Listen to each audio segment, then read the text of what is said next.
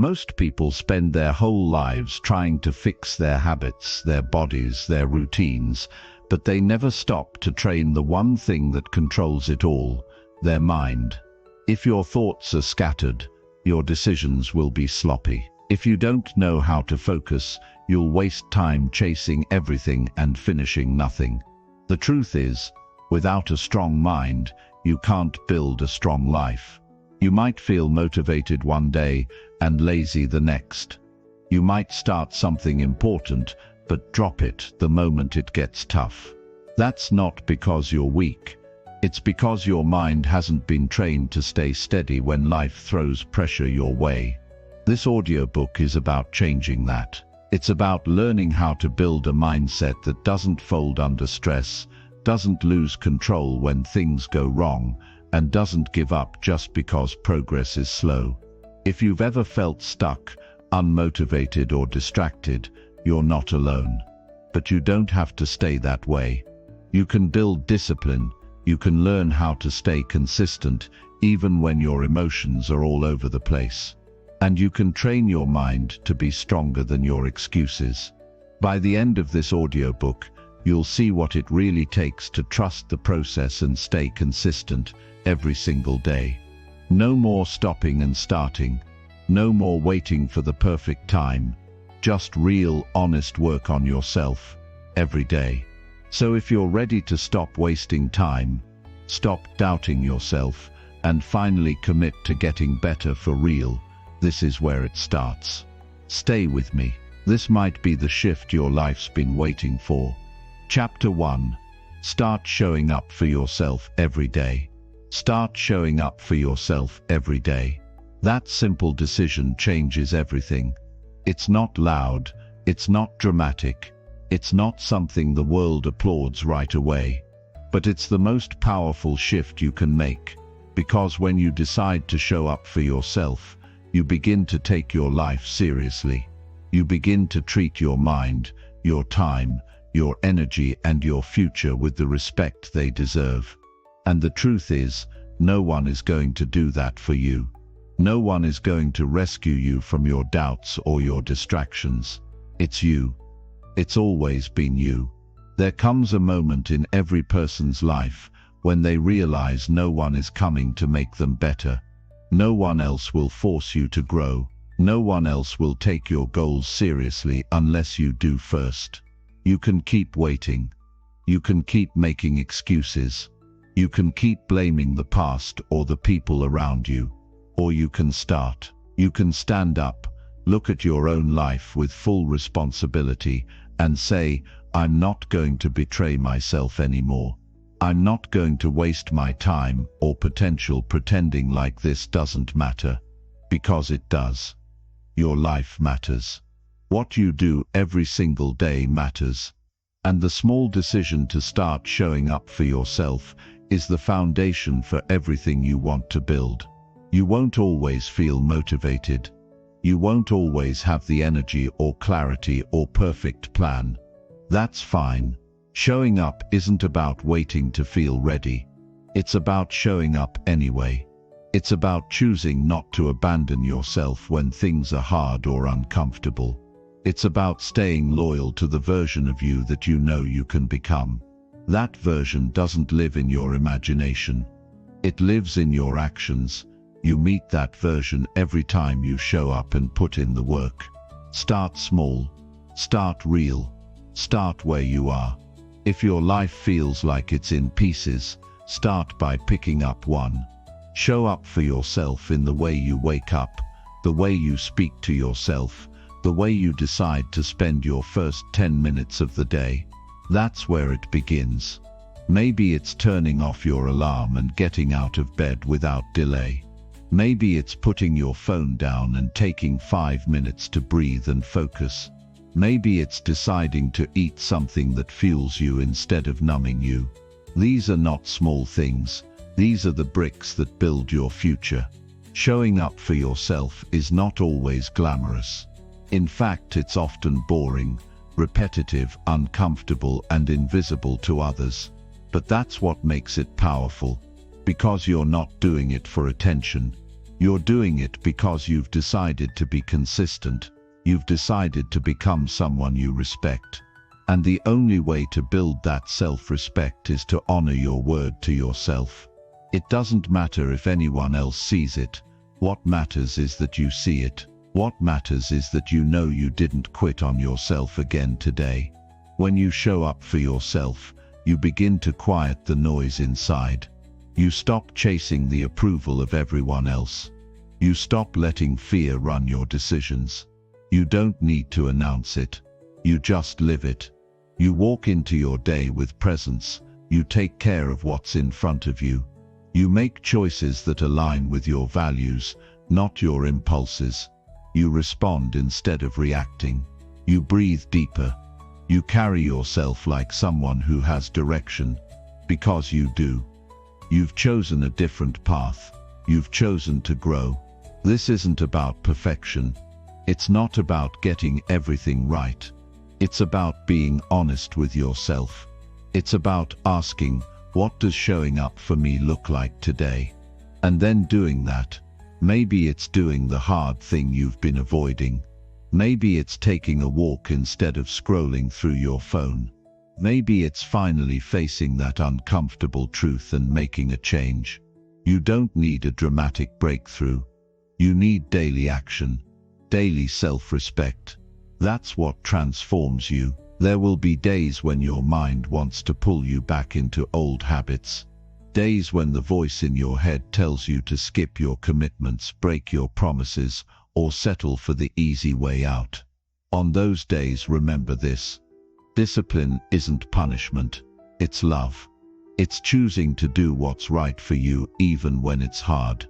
It's reminding yourself that you're worth the effort. And every time you push through that resistance, even just a little, you make yourself stronger.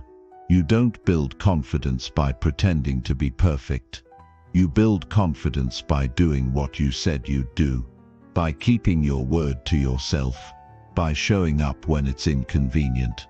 Every time you follow through, you prove to yourself that you can be trusted, and that trust becomes the foundation of your power. That trust becomes your strength when things fall apart. That trust is what keeps you focused when distractions tempt you to quit. The way you treat yourself in private is what shapes your life in public.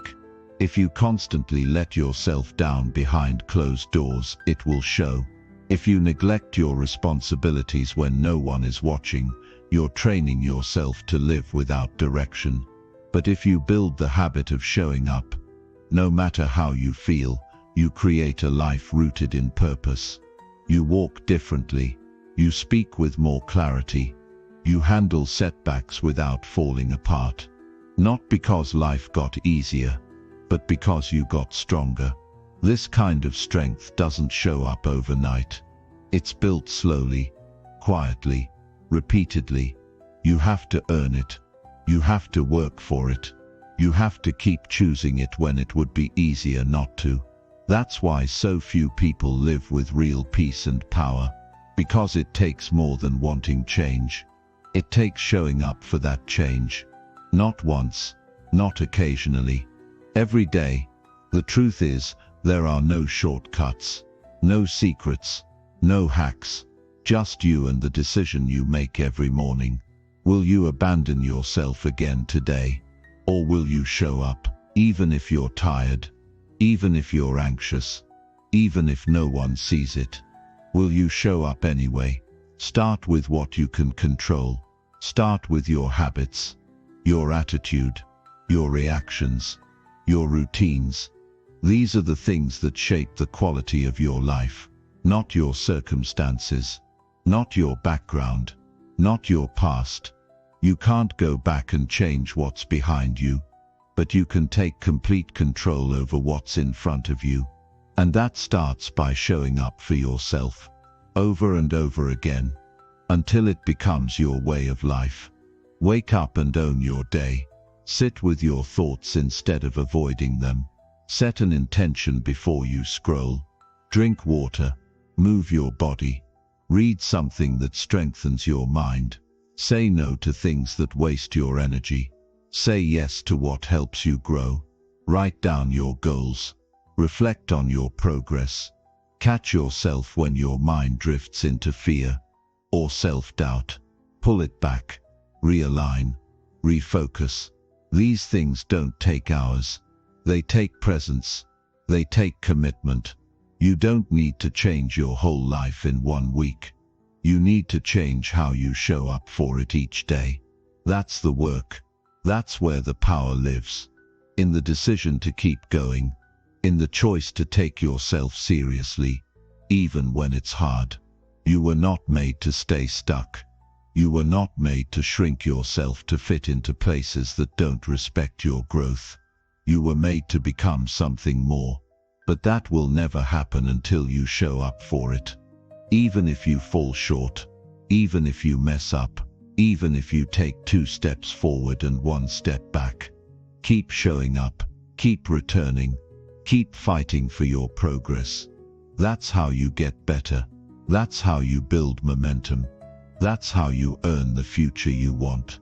Not through luck, not through waiting, through discipline, through daily effort, through the quiet decision to keep showing up. No one else can do this for you. No one else knows what you need like you do. So stop waiting for permission. Stop waiting for the right time. Stop waiting for things to be easier. Start now. Start messy. Start unmotivated. Just start. And then keep going. Because the moment you decide to show up for yourself every day is the moment everything starts to change. Your mind becomes clearer. Your body becomes stronger. Your decisions become sharper. You carry yourself differently. You stop feeling like a victim. You stop complaining about what you can't control. You focus on what you can. And you do the work. Because you know the cost of staying stuck. You know what happens when you don't show up. So you make the better choice. Not because it's easy, because it's necessary. That's the life you're building.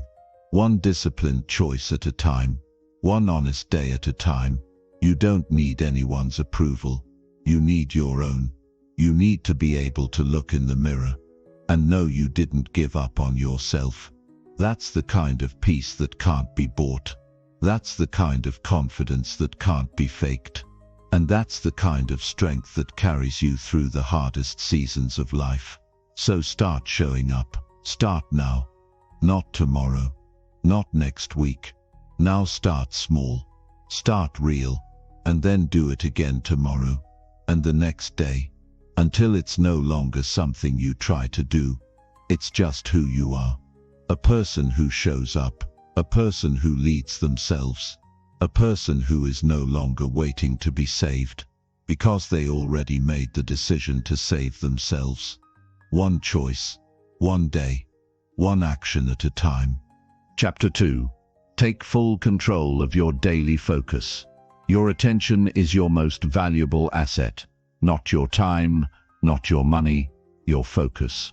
Because whatever captures your attention shapes your thoughts, and whatever shapes your thoughts becomes your life.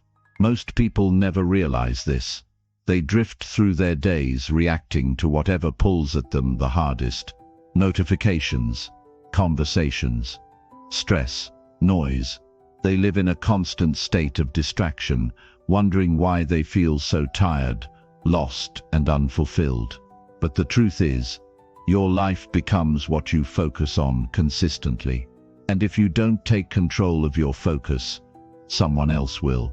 It starts the moment you wake up. Before your feet hit the floor, your mind is already scanning for inputs.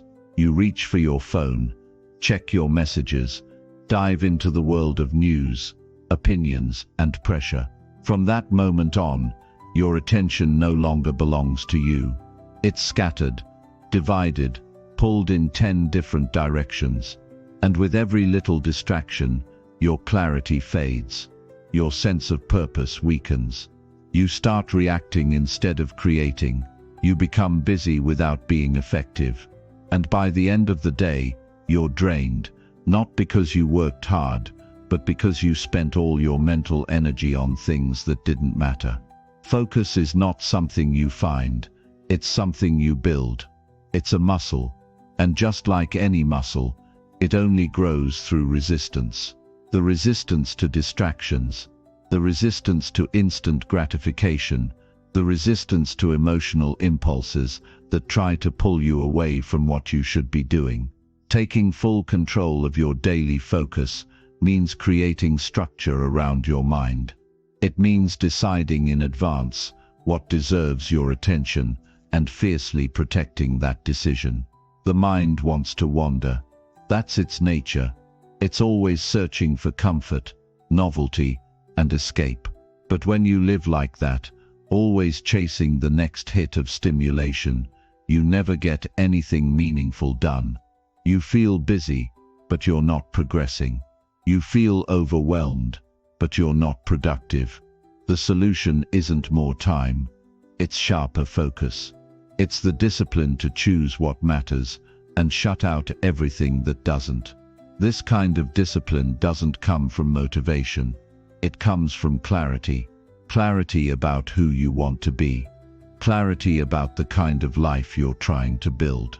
Without that, you'll always default to what's easy. You'll always fall back into old patterns. But when your vision is clear, when you know what your priorities are, then taking control of your focus becomes an act of loyalty to your future. You stop giving your energy to things that pull you backward. You stop getting involved in problems that aren't yours. You stop overthinking things that don't deserve your attention. You stay locked in on what moves you forward. To take full control of your focus, you have to simplify. Too many people try to focus on everything, and as a result, they focus on nothing. Start by defining your top priorities. What are the 3 most important things you need to do today? Not the most urgent, not the most exciting. The most important, the things that, if done with full attention, will bring you closer to your goals. Write them down, look at them often, and commit to finishing them with full intensity. Create boundaries for your attention. That means carving out time blocks where you're unreachable. No messages, no social media, no checking things that can wait. During these blocks, your only job is to focus deeply on the task in front of you. It doesn't matter how long you work. It matters how well you focus. An hour of deep focus is more powerful than a whole day of scattered effort. Train your mind to go deep, to resist the urge to check, to stay with the process long enough to produce something real. Protect your mental environment. The same way you don't allow toxic people into your life, you shouldn't allow toxic inputs into your mind. Be intentional about what you consume. Don't start your day with chaos. Don't end it with noise. Create rituals that calm your thoughts and sharpen your awareness. Read something that strengthens you. Reflect on what you learned. Meditate. Journal. Breathe. These are not luxuries. They are necessities in a world addicted to distraction. The more you protect your focus, the more powerful your presence becomes. You start to notice things other people miss. You start to hear your own thoughts more clearly. You begin to trust yourself more, because you're not being constantly pulled away from your path. You begin to create with more depth, lead with more conviction, and live with more peace. Not because life is easier, but because you're no longer leaking energy on things that don't matter. Your focus is like a garden. If you don't protect it, weeds will grow. Useless thoughts, pointless worries, meaningless comparisons. You can't control what shows up, but you can control what you allow to grow. You pull out what doesn't belong. You water what does. You make time for what matters, and over time that garden becomes a place of strength, a place of clarity, a place where the best version of you is built every single day. This requires honesty. You have to be real about what steals your focus. You have to admit the habits, the people, the apps, the situations that drain you. Don't judge yourself. Just become aware. Awareness is the first step to change. Once you see the pattern, you can disrupt it. You can replace the low-value inputs with high-value actions. You can train your mind to stay locked in on the present moment and extract every ounce of value from it. When you're in control of your focus, you don't need to rush. You don't need to multitask. You don't need to impress anyone. You move with confidence because you know where your energy is going. You move with peace because your mind is no longer cluttered. You move with purpose because you've chosen what matters most, and you're not wasting another day drifting through life. There is power in single tasking, in doing one thing with full attention, whether it's writing, reading, working, talking, or resting. Give it everything. Be all there. That's how you increase the quality of your work. That's how you develop mastery. Not by doing more, but by doing less with more focus. The people who rise to the top are not the ones who are the busiest. They're the ones who can lock in, go deep, and stay focused long after others give up. You have to learn to direct your mind instead of letting it direct you. You have to become the watcher of your thoughts, not the slave to them. When your mind tries to wander, bring it back. When your attention drifts, gently return to the task. When the noise creeps in, shut it down. This isn't about being perfect. It's about building the strength to stay with what matters. Every time you resist distraction, you make your mind stronger. Every time you choose focus over impulse, you become more in control of your life. There will always be something trying to steal your attention. The world is full of noise, conflict, drama, and temptation, but you don't have to engage. You don't have to be everywhere. You don't have to react to everything. You get to choose where your energy goes. And the moment you start choosing, the moment you start directing your attention with intention, that's when your life starts to transform. Focus makes you dangerous in the best way. It makes you sharp, unshakable, clear.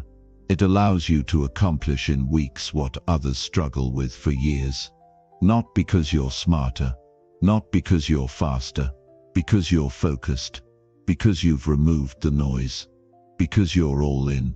Build your life around focus. Design your days so that they support your clarity. Don't leave your attention up to chance. Guard it like your future depends on it, because it does. Every breakthrough you want, financial, emotional, physical, spiritual, requires sustained focus. There is no success without it. There is no progress without it. There is no peace without it. Train your focus like a warrior trains their discipline.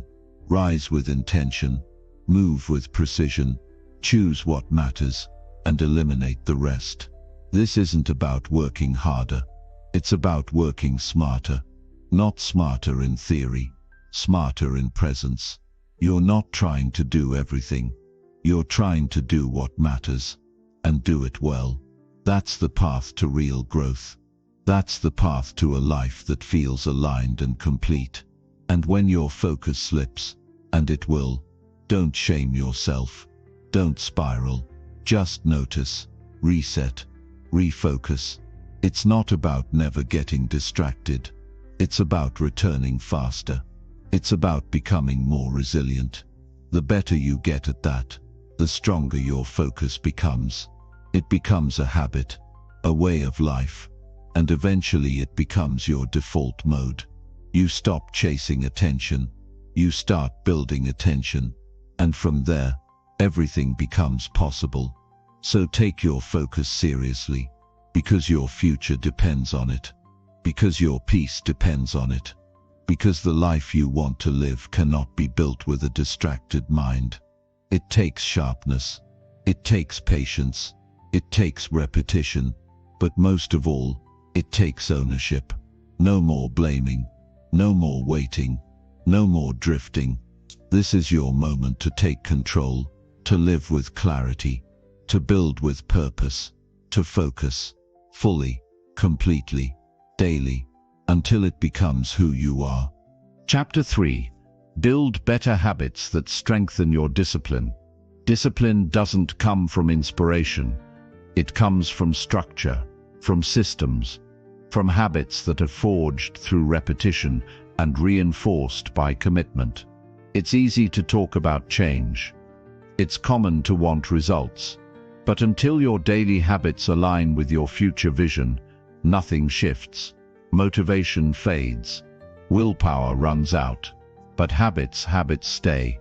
They shape how you think, how you act, and ultimately, who you become. If you want to strengthen your discipline, you have to begin by building habits that train your mind and body to move in the direction of your goals, without needing to be pushed. You are not what you say you'll do. You are what you do consistently. That's what defines you. Not your intentions, not your plans, your patterns, and your patterns are built one action at a time. Every habit you create is either training you to stay weak or strengthening you to grow. And the smallest habits often hold the greatest power. Waking up at the same time, putting your phone away during work, finishing what you start, saying no to what you once tolerated. These small actions form the core of self-discipline. To build better habits, you have to make decisions that remove the need for future decisions. That's the secret. Discipline doesn't mean fighting temptation every day. It means structuring your life so that you're not always fighting. When you reduce friction, you reduce excuses. When your environment supports your habits, your discipline feels natural, not forced. Put your training shoes by the door. Prepare your meals in advance. Turn off notifications during deep work. These aren't hacks. They're commitments, and they matter more than you think. You become disciplined by making the right action, the easy one, and the wrong action, the inconvenient one. If your bad habits are easy to access, they'll keep pulling you in. If your good habits are buried under complexity, you'll keep avoiding them. So simplify. Make your daily actions obvious. Make your standards visible. Make your schedule clear. Don't try to wing it. Build systems that guide your behavior before your emotions get involved. Habits are not just physical actions, they're mental training. Every time you keep a promise to yourself, you strengthen your identity. You start seeing yourself as someone who follows through. That's the root of real confidence, not loud words or public validation, but the quiet certainty that comes from consistent self-respect. When you tell yourself you'll do something, and then do it, you're proving to your mind that you can be trusted. That's where discipline becomes self-sustaining. You stop needing to hype yourself up. You start relying on your own consistency. You don't need to change everything overnight. Trying to transform your entire life in 1 week only leads to frustration. Start small. One habit, one shift, one commitment. Keep it realistic. Keep it repeatable. Focus on showing up, not on being perfect. You don't need intensity. You need consistency. Even one push-up a day is better than waiting for the perfect workout plan. Even 5 minutes of focused work is better than a full day of procrastination. Momentum builds when you stop waiting to feel ready and start doing what must be done. Self-discipline isn't about restriction. It's about alignment. It's about making your actions match your values. If you value growth, then you act in a way that promotes growth. If you value peace, you stop engaging in habits that create chaos. Discipline gives you freedom, not limitation, because the more control you have over your habits, the less control your impulses have over your life. You're not fighting yourself, you're guiding yourself, with clarity, with intention. with strength. Don't confuse excitement with progress. Excitement comes and goes. It's emotional. Discipline, on the other hand, is rational.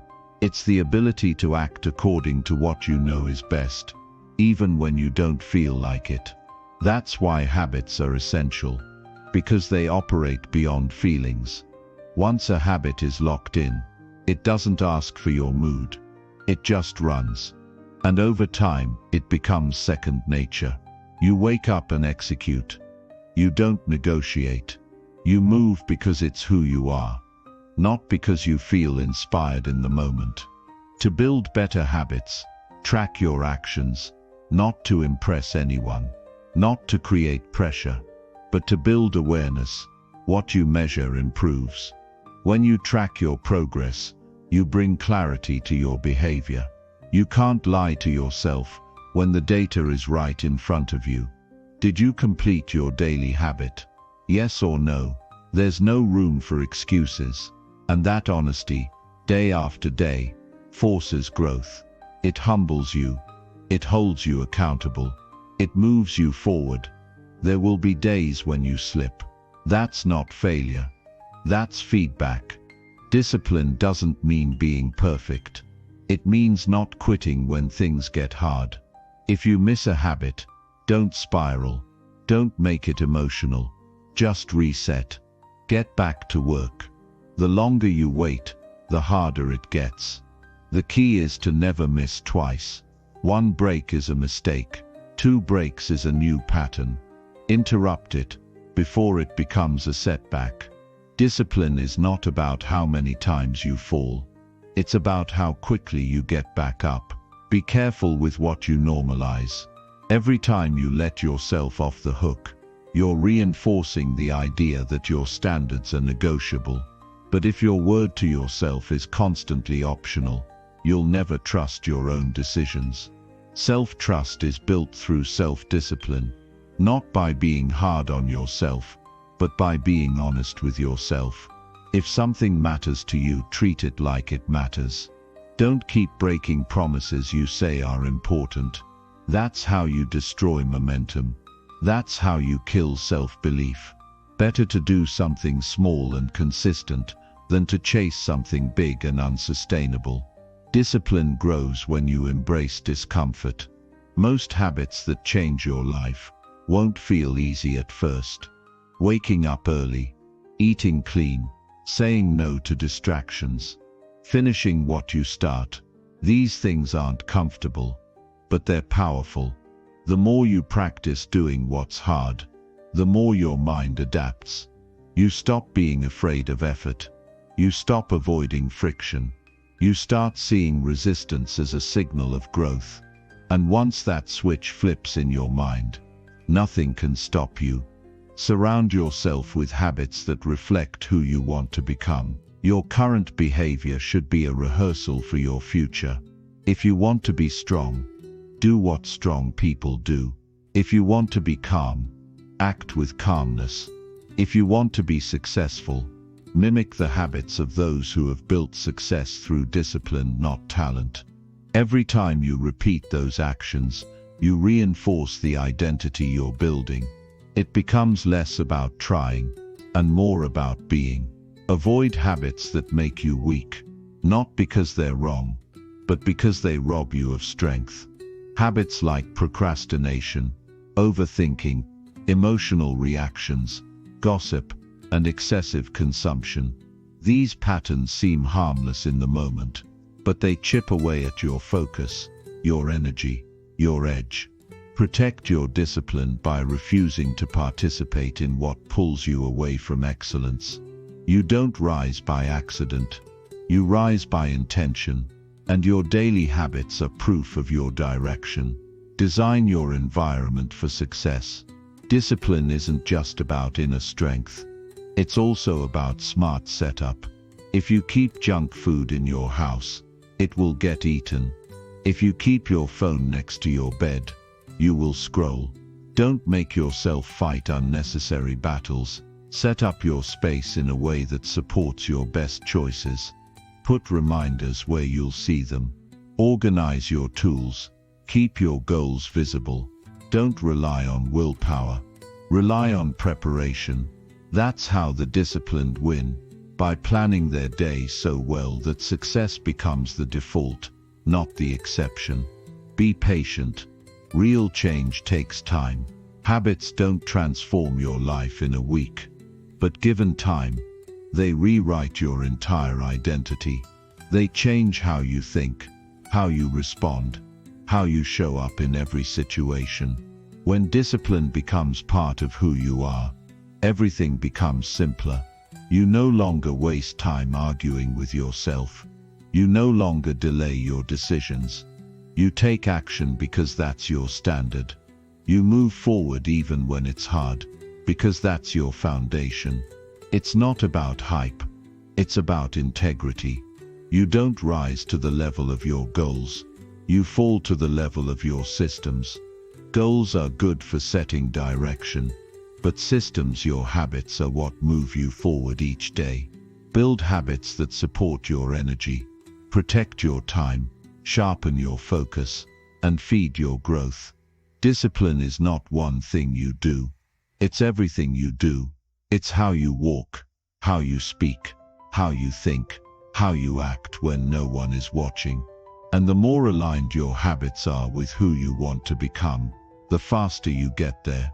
There is no substitute for daily effort.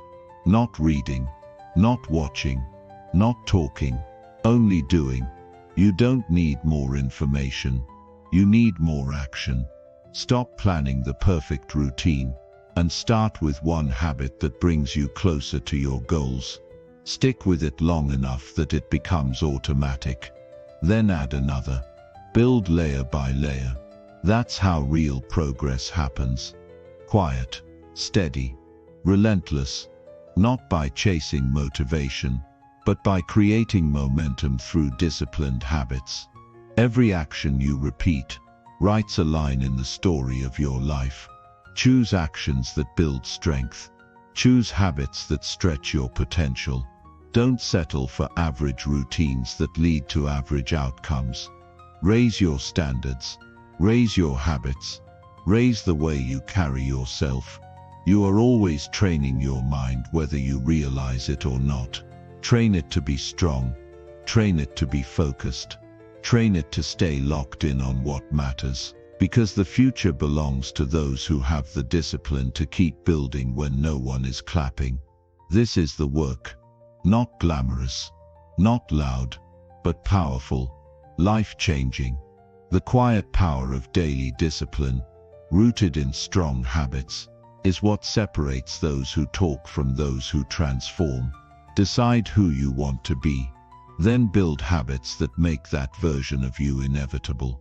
One day, one choice, one step at a time. Chapter 4. Eliminate distractions that steal your energy. Distractions are not just things that pull your attention for a few moments. They are forces that slowly strip away your energy, your focus, and your future. They don't always show up as chaos. Sometimes they show up as comfort. A quick scroll, a random notification, a reply that didn't need to be sent. It feels harmless, but over time, these little interruptions pile up and leave you wondering where your day went. And when your time is constantly scattered, your mind starts to lose its sharpness. You become reactive instead of intentional. You live in fragments instead of flow. Energy is one of the most powerful currencies you have. Every decision, every conversation, every task requires it, and distractions drain it faster than you realize. You can't focus on what matters when your attention is constantly being hijacked. It's not just about wasted minutes, it's about wasted potential. Every distraction you tolerate is a choice to delay your growth, and if you don't eliminate the sources that rob you, you'll keep working hard but getting nowhere. The truth is, most people don't even realize how much they're being drained until they finally step away from the noise. That moment of clarity when the phone is off, the space is quiet, and your mind starts to settle. That's when you begin to feel how much energy you've been giving to things that don't serve you. Distractions don't just break your focus, they break your momentum. They interrupt your process and make everything feel harder than it needs to be. You start something, get distracted, and then it takes 5 times longer to finish it, if you finish at all.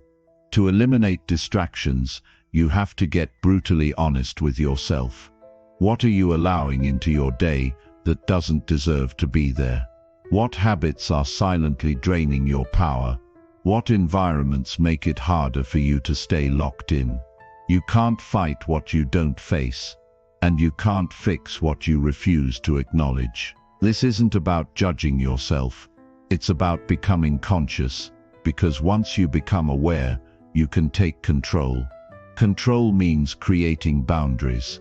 It means saying no to things that used to slip through unchecked. It means making hard decisions about where your attention goes and who gets access to it.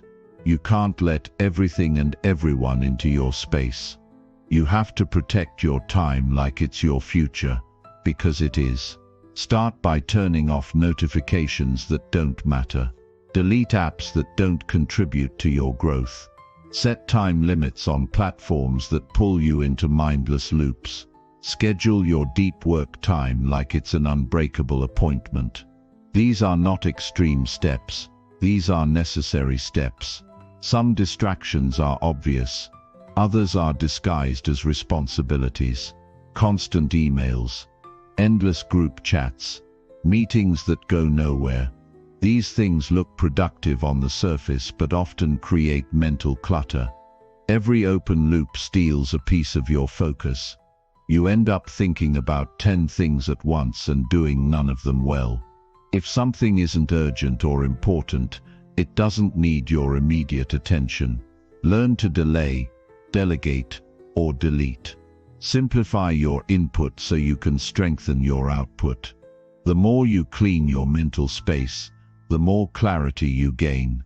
You start to notice how much better you perform when your mind isn't constantly being pulled in different directions.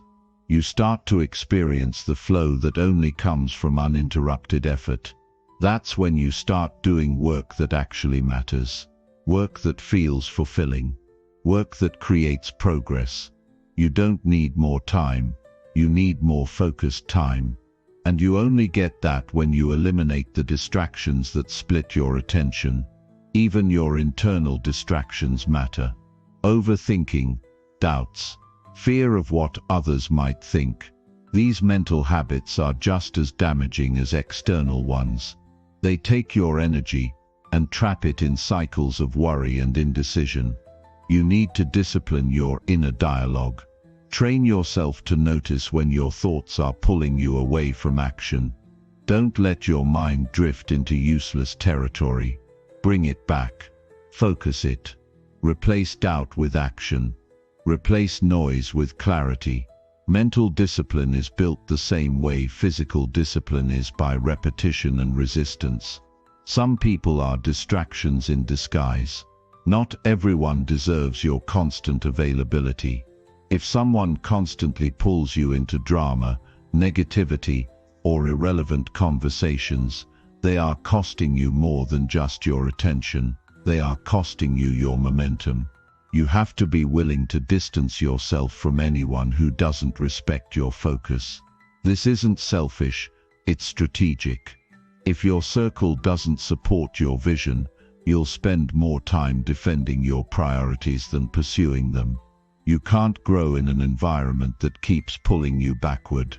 You don't owe every message an instant reply. You don't have to explain your boundaries. Your time is your responsibility. And the moment you start treating it like something sacred, everything begins to shift. You start creating space for deep thought, for creativity, for powerful work. You stop living in reaction mode and start operating from intention. That's where real energy comes from. Not caffeine, not hype, but a mind that's undistracted and clear. Energy management is the real productivity. Anyone can stay busy, but very few know how to protect their energy so they can operate at their best. Start noticing what drains you. Track your energy like it matters, because it does. After every meeting, every task, every interaction, ask yourself, did this energize me or deplete me? If it depleted you, adjust. Change the format. Change the timing. Change your response. You're not a machine. You need space to recover, and you need the strength to protect that space without guilt. Eliminating distractions isn't about being a robot. It's about being alive with purpose. It's about living your days with such clarity that you don't waste them on things that don't matter. You stop chasing the world's noise and start building your own rhythm. You stop trying to keep up and start focusing on what you're here to do. Because in the end, all the distractions you eliminate bring you closer to your true path. They give you the room to breathe, to build, to become. Create rituals that protect your focus. Start your day without your phone. Give yourself time to think before you consume. Design your space so that it signals clarity and intention. Let your physical environment reflect your mental state. If your desk is cluttered, your mind will be too. If your calendar is packed with chaos, your focus will scatter. Simplify your surroundings. Organize your tools. Clear your space. The more intentional your setup, the less effort it takes to stay focused. Take control of your attention the same way you take control of your finances. Audit where it's going. Set limits. Invest it wisely. You wouldn't give your money to things that don't return value. So why give your energy to habits and people that do the same? Every minute you spend distracted is a minute you're not moving forward. And enough of those minutes day after day turn into months and years of lost potential. The only way to stop that cycle is to reclaim your focus, ruthlessly and without apology. There's power in doing one thing at a time. Multitasking is a myth that destroys deep work. The brain can't focus on two cognitive tasks at once. Every time you switch between tasks, you're losing momentum and burning energy. Train yourself to focus fully on one thing, finish it, then move on. This is how you build stamina. This is how you develop discipline. It's not about doing more. It's about doing better. And better only comes from being fully present in the task at hand. Give your mind time to rest. Constant stimulation is not the same as productivity. If you never let your mind slow down, you'll never access your deepest clarity. Take regular breaks from technology. Go outside. Sit in silence. Let your thoughts settle. That stillness is not wasted time. It's recovery. It's what allows you to return stronger. Without rest, focus becomes forced. With rest, focus becomes natural. And a focused mind can cut through any challenge with precision. Every distraction you remove creates space for something better. More energy, more clarity, more progress. It's not about restriction. It's about liberation. You're not missing out. You're stepping into something greater. A life that's driven by purpose. A schedule that reflects your priorities. A mind that's calm and clear. You start living with depth instead of surface noise. You start doing what actually matters, instead of reacting to what pops up. That shift changes everything. No one is coming to rescue your attention. No one is going to protect your energy for you. You have to do it. You have to take ownership. Every day, every hour, every choice. This is your life, and every distraction you let in is stealing a piece of it. Be ruthless with your focus. Be unshakable with your priorities. And be relentless in protecting your energy from anything that doesn't deserve it.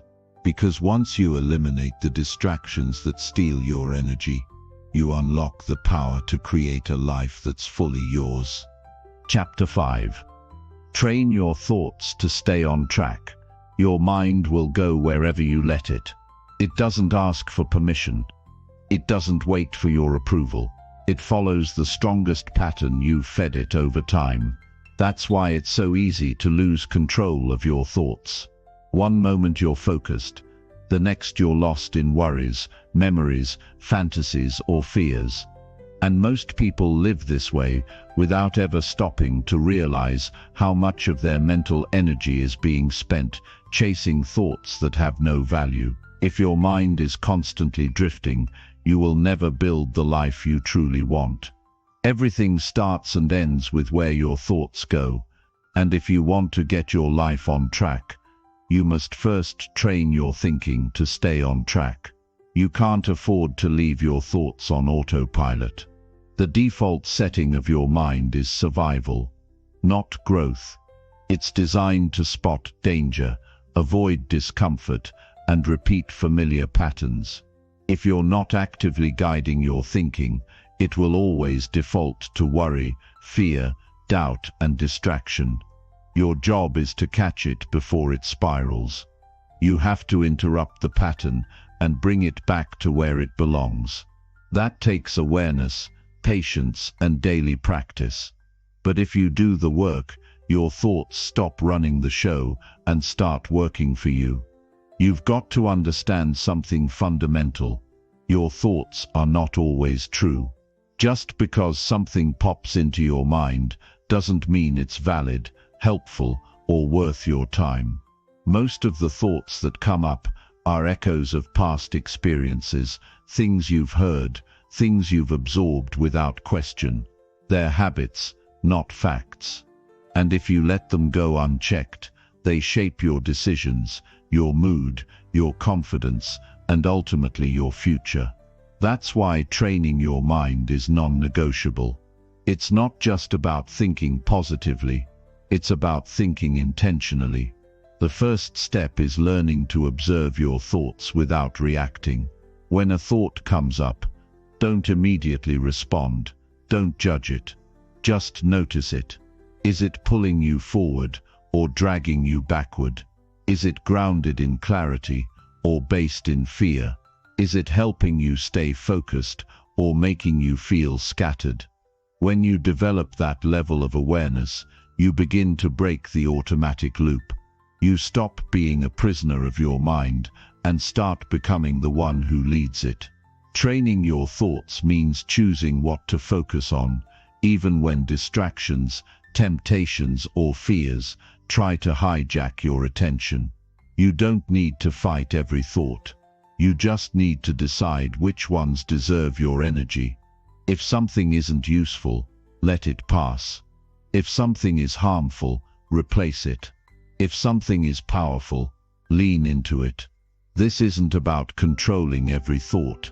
It's about creating a filter, and that filter is built by deciding what kind of mind you want to carry through the world. Discipline starts in the mind. Before you act, you think. Before you move, you decide. And that decision is born from your thinking. That's why when your thoughts are all over the place, your life feels chaotic. You can have all the plans, goals, and tools in the world, but if your mind is scattered, nothing works.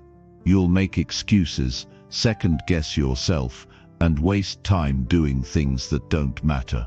But when your thoughts are trained, you move with clarity. You stay locked in. You stop needing motivation and start living from intention. One powerful way to train your mind is through repetition. Not just repeating words, but repeating focus. Bringing your mind back again and again to the present task, the chosen goal, the meaningful direction. Each time your attention drifts and you bring it back, you're rewiring your brain.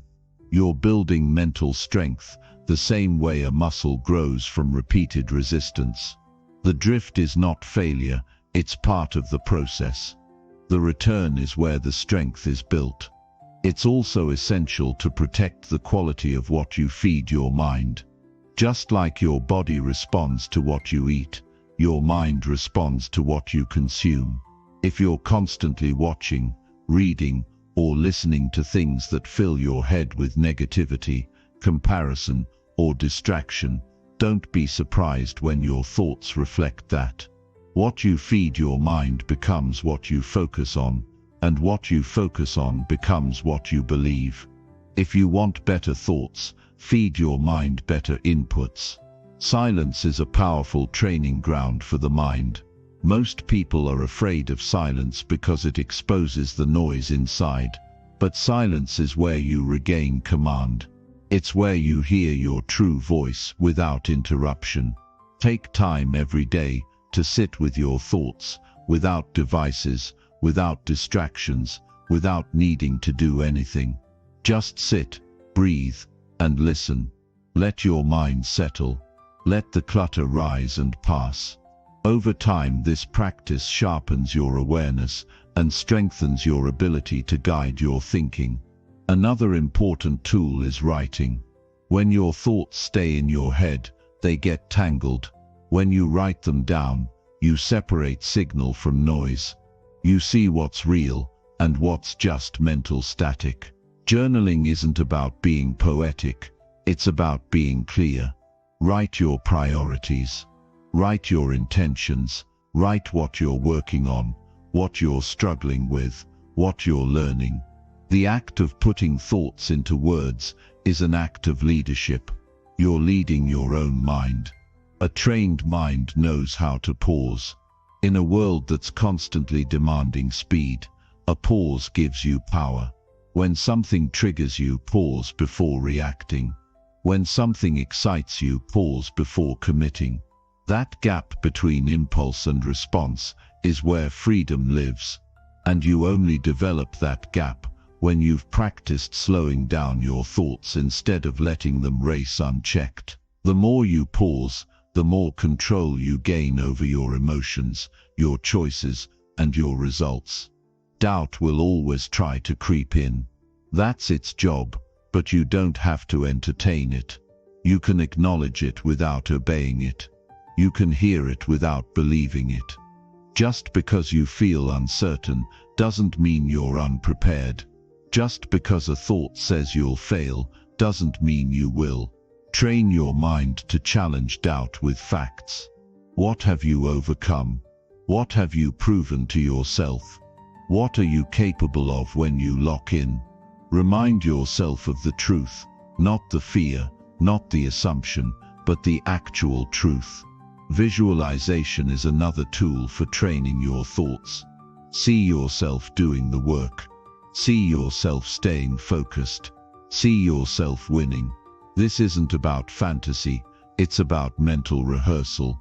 Just like athletes visualize their moves before they perform them, you can train your mind to focus on success before it happens. This creates alignment between your thoughts and your actions. It helps you move through your day with certainty instead of hesitation. Keep your thinking aligned with your goals. When your thoughts contradict your vision, you create internal resistance. For example, you say you want to get in shape, but your thoughts say it's too hard. You say you want to build a business, but your thoughts say you're not ready. That inner contradiction kills momentum. You have to close the gap. Speak in alignment with your goals. Think in alignment with your goals. Move in alignment with your goals. That alignment makes discipline easier because you're no longer fighting yourself. If your thoughts get derailed, don't beat yourself up. That only creates more noise. Just bring them back, over and over. Training isn't about perfection, it's about direction. Each time you catch your mind drifting and bring it back, you strengthen your mental discipline. You prove to yourself that you're in charge, and that self-trust becomes the foundation for everything else. Guard your thinking like it's your future, because it is. Don't let gossip, complaints, or negativity take root. Don't let other people's doubt become your own. You're the gatekeeper of your mind. Choose what gets in. Choose what stays. Choose what gets removed. The more intentional you are, the more powerful your thinking becomes. A focused mind is a rare thing today. That's why it's so valuable. Most people have scattered minds and reactive lives. You don't need to be one of them. You can build something better. You can live with clarity, act with purpose, and rise above the noise. But it starts with training your thoughts to stay on track, no matter what's happening around you. You can't always control what thoughts arise, but you can always decide what to do with them. That's the key. Respond instead of react. Choose instead of chase. Lead instead of follow. The more often you make that choice, the stronger your mind becomes. And once your thoughts are disciplined, your actions follow. Your results compound. Your life starts to align with the vision you carry inside. That's the power of training your mind. That's the reward of staying on track. Chapter 6. Speak to yourself with honest encouragement. The way you speak to yourself becomes the foundation of how you show up in your life. Every single day, you're having a conversation in your head, whether you realize it or not. That conversation has power. It influences what you believe about yourself, what you're willing to do, and how much you're willing to grow. Most people don't realize how much damage they're doing just by the way they talk to themselves. They speak with blame, judgment, and doubt. They criticize their efforts, minimize their progress, and tear themselves down over the smallest mistake. Then they wonder why it's so hard to stay motivated or focused. It's not because they're lazy, it's because they've built an internal environment that's working against them. You don't need to be perfect to make progress. You need to be honest. You need to be real with yourself in a way that's not rooted in shame, but built on truth. Encouragement doesn't mean lying to yourself or pretending everything is okay when it's not. It means seeing the full picture, your strengths and weaknesses, your wins and setbacks, and choosing to speak to yourself with the kind of tone that helps you move forward instead of keeping you stuck. You can be firm with yourself without being cruel. You can push yourself without tearing yourself down. You can expect more from yourself and still be kind in how you guide your thoughts. You don't become stronger by repeating every negative thought that comes into your mind. You become stronger by choosing a new way to respond to those thoughts. If you constantly say things like "I can't," "I'm not ready," "I'm failing," then your actions will eventually align with that mindset. That inner dialogue will limit you more than any obstacle in the outside world ever could. The brain is always listening to the words you feed it. Speak in a way that creates power, not weakness. Tell yourself what you're capable of, not what you're afraid of. Remind yourself of the work you've done, the growth you've earned, and the strength you've developed from every challenge you've faced. When you do that, you start moving with a different kind of confidence, not the loud kind that needs to prove something, but the quiet kind that knows who you're becoming. There will be days when you don't feel motivated. Days when the progress is slow, when the results aren't showing yet, when you feel behind. That's exactly when you need your self-talk to be steady. Not empty hype, but grounded encouragement. Tell yourself the truth. I've made it through worse than this. I may not be where I want to be yet, but I'm not where I used to be. I have what it takes to keep going. That kind of language matters. It keeps your head clear when your emotions try to pull you off course. It gives you something solid to hold on to when everything else feels uncertain. Encouragement is not weakness. It's a strategy for mental strength. It keeps your internal world calm so you can keep taking action in the external world. Start paying attention to how you speak to yourself when no one's watching. Do you judge yourself for small mistakes? Do you ignore your progress and only focus on what's missing? Do you compare yourself to others and then beat yourself up for not measuring up? These patterns are invisible to everyone else, but they shape your entire experience. They decide how resilient you become, how deeply you believe in your goals, and how willing you are to keep showing up. You can't just work on your habits, your schedule, or your goals. You have to work on your voice. The voice in your head needs to be the one that builds you up, not the one that breaks you down. That doesn't mean you let yourself off the hook. Real encouragement is honest. It's not about making excuses, it's about giving yourself a fair shot. It's about saying, "That wasn't good enough, but I'm learning," instead of saying, "I'm worthless." It's about recognizing when you slipped, owning it, and moving forward, not staying stuck in shame for days or weeks. You wouldn't speak to someone you love with constant criticism and sarcasm. Why would you speak to yourself that way? You can be demanding and still be respectful. You can expect discipline and still show compassion. The combination of high standards and self-respect is what leads to lasting growth. Most people think external motivation is the answer to their problems, but real fuel comes from within. It comes from the way you speak to yourself when no one's around to cheer you on.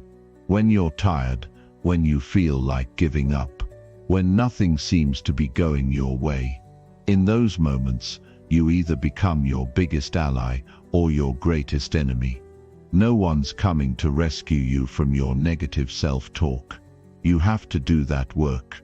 You have to interrupt the pattern and rewrite the script. That's how change begins, not with a perfect plan, but with a better conversation. You need to create a mental environment where growth is possible. That means encouraging effort, not just results.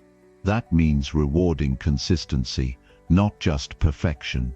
That means noticing your progress, even when it's small. Most growth happens in silence. It happens when you're waking up early, staying disciplined, showing up when it's hard. If you're only proud of yourself when the outcome looks impressive, you'll miss all the wins happening in the middle. Speak to yourself in a way that recognizes the invisible victories. That kind of voice will keep you going when nothing else can. If your self-talk is filled with harshness, it doesn't make you tough, it makes you tired. It drains your energy. It weakens your ability to stay focused. It makes you question everything you're doing. Encouragement, on the other hand, gives you fuel. It brings your attention back to what matters. It keeps your energy clean. It helps you recover from mistakes faster. It reminds you why you started. And when you get into the habit of speaking to yourself with honesty and strength, you build something solid inside you, something that no setback can destroy. This isn't about pretending things are easy. It's about reminding yourself that you're capable even when things are hard. Every day, your inner voice is either helping you or hurting you. And once you take control of it, everything starts to shift. You become more grounded. You stay focused longer. You bounce back faster. You stop quitting on yourself so quickly. That inner strength becomes your foundation, and from that foundation, you can build anything. A powerful way to improve your self-talk is to speak out loud. Not just in your head, actually say the words. Declare your goals. State your affirmations. Remind yourself of who you are and what you're capable of. The voice you hear most often is your own. Make sure it's saying something worth listening to. The more you speak with clarity and strength, the more you believe it. Words shape beliefs, and beliefs shape behavior. Use that to your advantage. Also, be careful not to tie your self-worth to outcomes. Speak to yourself with encouragement, whether you succeed or fail, whether you're winning or struggling. Your value doesn't change based on performance. You're not only worthy of support when you're doing well, you're worthy of it every step of the way. And the more consistently you show up for yourself with honesty and encouragement, the more you'll be able to stay locked in even when the journey gets rough. If you catch yourself thinking negatively, don't try to fight it with fake positivity. Replace it with something real. This is hard, but I've handled hard things before. I feel overwhelmed, but I'm not giving up. I don't have all the answers yet, but I'm figuring it out. This is how you start changing your mental script. Not with empty slogans, but with grounded, powerful truth. Build that habit, and your inner voice becomes your biggest strength. In the quiet moments, remind yourself what you've already survived, what you've already overcome, what you've already built with nothing but grit and heart. Speak about your growth. Speak about your future. Speak about the person you're becoming. Don't wait for other people to see your progress. Learn to see it yourself. Speak on it. Claim it. Let your voice reflect your growth, not your fears. This is your responsibility. No one else is going to speak to you the way you need to be spoken to. That's your job. That's your power. And once you take ownership of that voice, once you make it strong, consistent, and rooted in truth, everything else starts to change. Your focus sharpens, your energy stays cleaner, your commitment deepens, because when your inner voice is working for you instead of against you, there's nothing you can't build. Chapter 7. Push through resistance with steady action. Resistance doesn't show up when things are easy. It shows up the moment you decide to change, to grow, to improve, to stop wasting time and start doing the work. Resistance is that internal force that tries to pull you back into comfort, into distraction, into delay. It shows up as doubt, as fear, as procrastination. It makes you second-guess what you already know you should be doing. It whispers excuses and offers tempting alternatives that feel easier. But that's its only job, to stop your momentum. It doesn't care about your dreams, your goals, or your purpose. It only cares about keeping you still. That's why steady action is the only way to beat it. You don't defeat resistance by overthinking it. You defeat it by doing the next thing. Not perfectly, not impressively, just consistently. You don't need a grand plan or a burst of inspiration. You need to start with what you can control, your next small action. It's not about how motivated you feel. It's about how willing you are to keep moving. That willingness to act despite how you feel is what separates progress from stagnation. People wait for the resistance to disappear before they start. But resistance only weakens when you stop giving it your energy and start giving your energy to the work in front of you. Steady action isn't glamorous. It doesn't always look exciting. Sometimes it's repetitive. Sometimes it's boring. But it builds the kind of discipline that can't be shaken by mood or setbacks. When you train yourself to show up whether you feel like it or not, you start creating real momentum. You stop being a prisoner of your emotions. You stop relying on willpower that fades when things get hard. You start depending on commitment, on the deep decision you made to stay on the path no matter what tries to pull you off. Every day you're going to face choices, to start or to delay, to move forward or to stay stuck, to take a step or to make another excuse. If you keep choosing what's easy, resistance wins. If you keep choosing what's necessary, you grow. It really is that simple. You don't need to analyze your fears or break down every hesitation. You just need to outwork them. You need to move anyway, because action creates clarity. It reminds you why you started. It shuts down the noise and focuses your attention on the present task. That kind of focus is rare, and it's powerful. It's how real transformation happens. One task at a time. Don't wait for the perfect moment to begin. That moment doesn't exist. All you have is now. And now is enough to start. The more you delay, the louder resistance gets. The more you hesitate, the more it convinces you that you're not ready. You break that cycle with movement, with decisions, with action, not by trying to feel better, but by doing better. You don't need to win the whole battle today. You just need to take the next step and keep taking the next step, even when it feels heavy. Especially when it feels heavy. That's where strength is built, in the moments when everything inside you wants to quit, but you don't. When your thoughts are clouded but your feet keep moving. When your emotions are pulling you in every direction, but your actions stay grounded. That's how you build inner fire, not by avoiding resistance, but by confronting it head-on. By saying, "I see you, but I'm moving anyway." The most disciplined people in the world don't feel like working every day. They've just learned how to act without needing to negotiate with their emotions. They don't argue with resistance. They move through it. They trust that steady action always leads to something. It might not lead to immediate results, but it leads to growth, to strength, to focus. And that's what matters more than the short-term reward. You don't need to be perfect. You don't need to get it all right. You just need to stop stopping. Some days your action will feel strong. Other days it'll feel weak.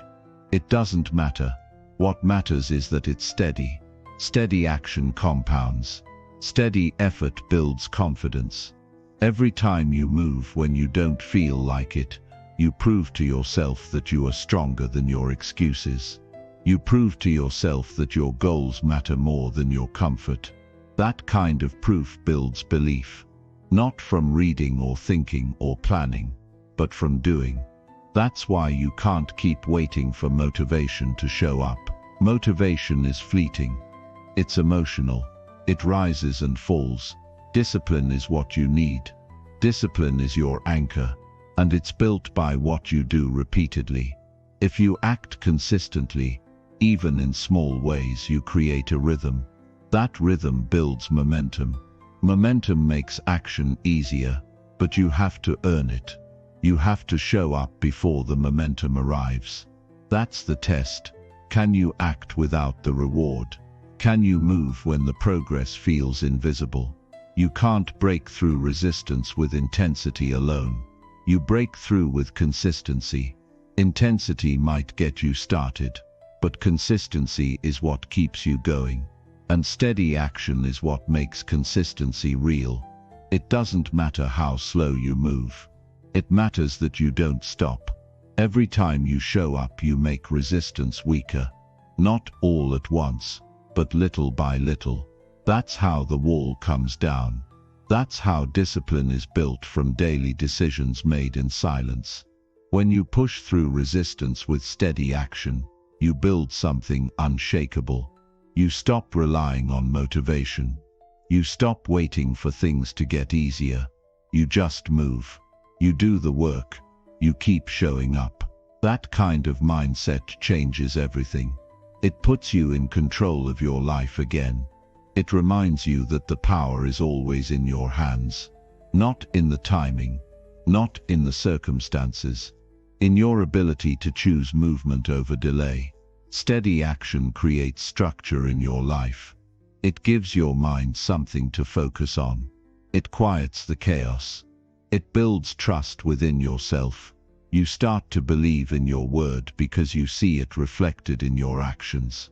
And that trust fuels even more action. You no longer need to prove anything to anyone. You're proving it to yourself every single day. That's how you create a strong foundation. By doing what needs to be done without needing the world to see it. Don't underestimate the power of daily action. One good decision leads to another. One focused hour leads to momentum. One act of discipline can shift your entire mindset. Resistance hates momentum. It thrives in hesitation. It feeds on doubt. But once you move, even slightly, you starve it. And over time you train yourself to move faster, to hesitate less, to trust yourself more. You will feel tired. You will feel uncertain. You will feel like quitting. But those moments don't define you. How you respond to them does. And the best response is steady, grounded action. Not emotional, not reactive. Just deliberate movement in the direction you said mattered. That's how you grow. That's how you rise. That's how you take control back from the resistance that's been trying to hold you down. You don't need to feel ready. You need to begin. You don't need to have it all figured out. You need to take the next step. Don't give your energy to your doubts. Don't give your time to distractions. Give it to your mission. Give it to the work. Let every action be a declaration of what you're building. Let every step you take become proof that you're done.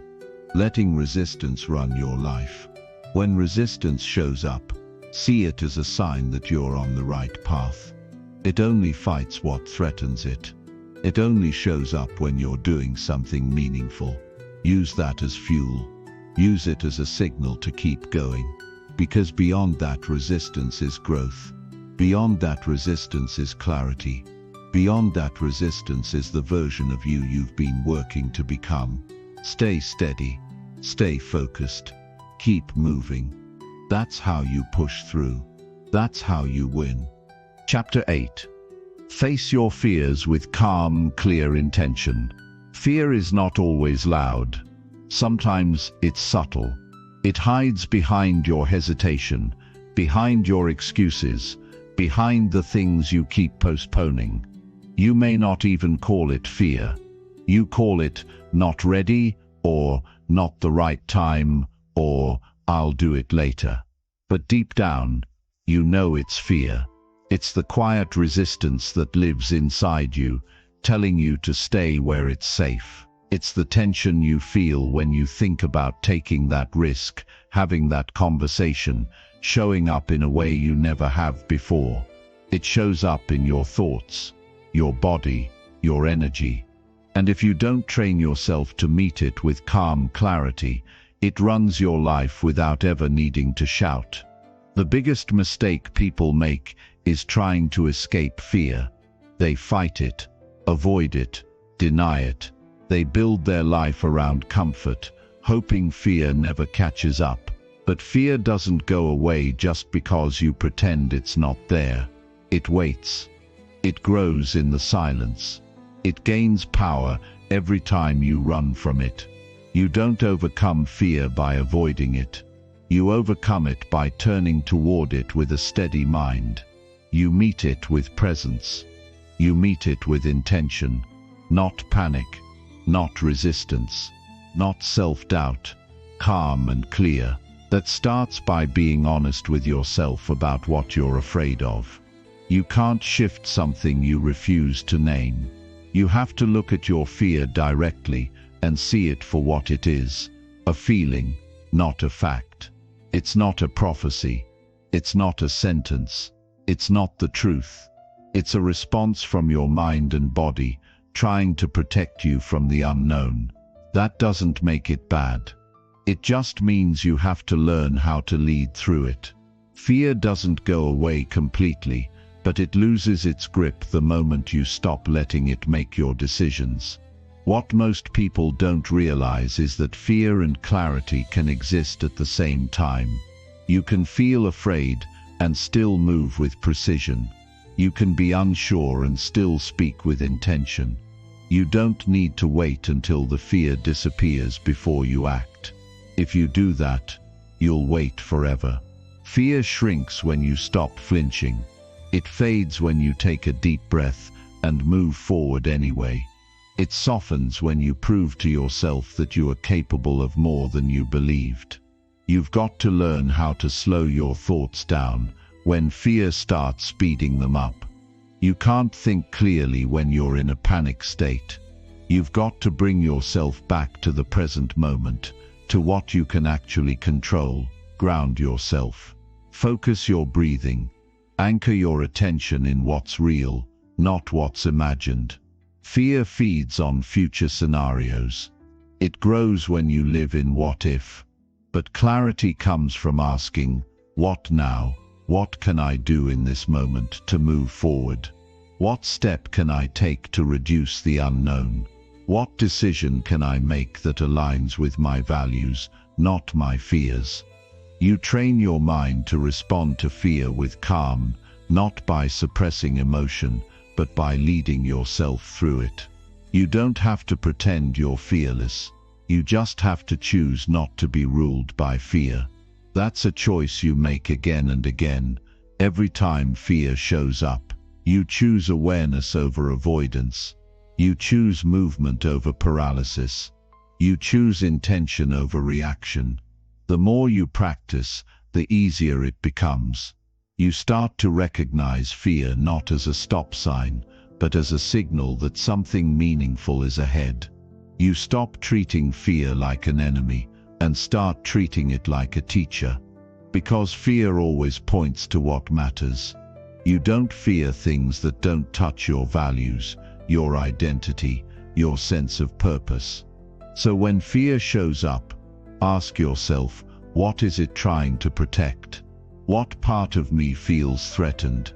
And what part of me is ready to grow? This isn't about becoming cold or emotionless. It's about developing the kind of mental strength that keeps you grounded in the middle of discomfort. You don't need to fake confidence. You need to develop conviction. Conviction is quiet. It's not about appearing strong.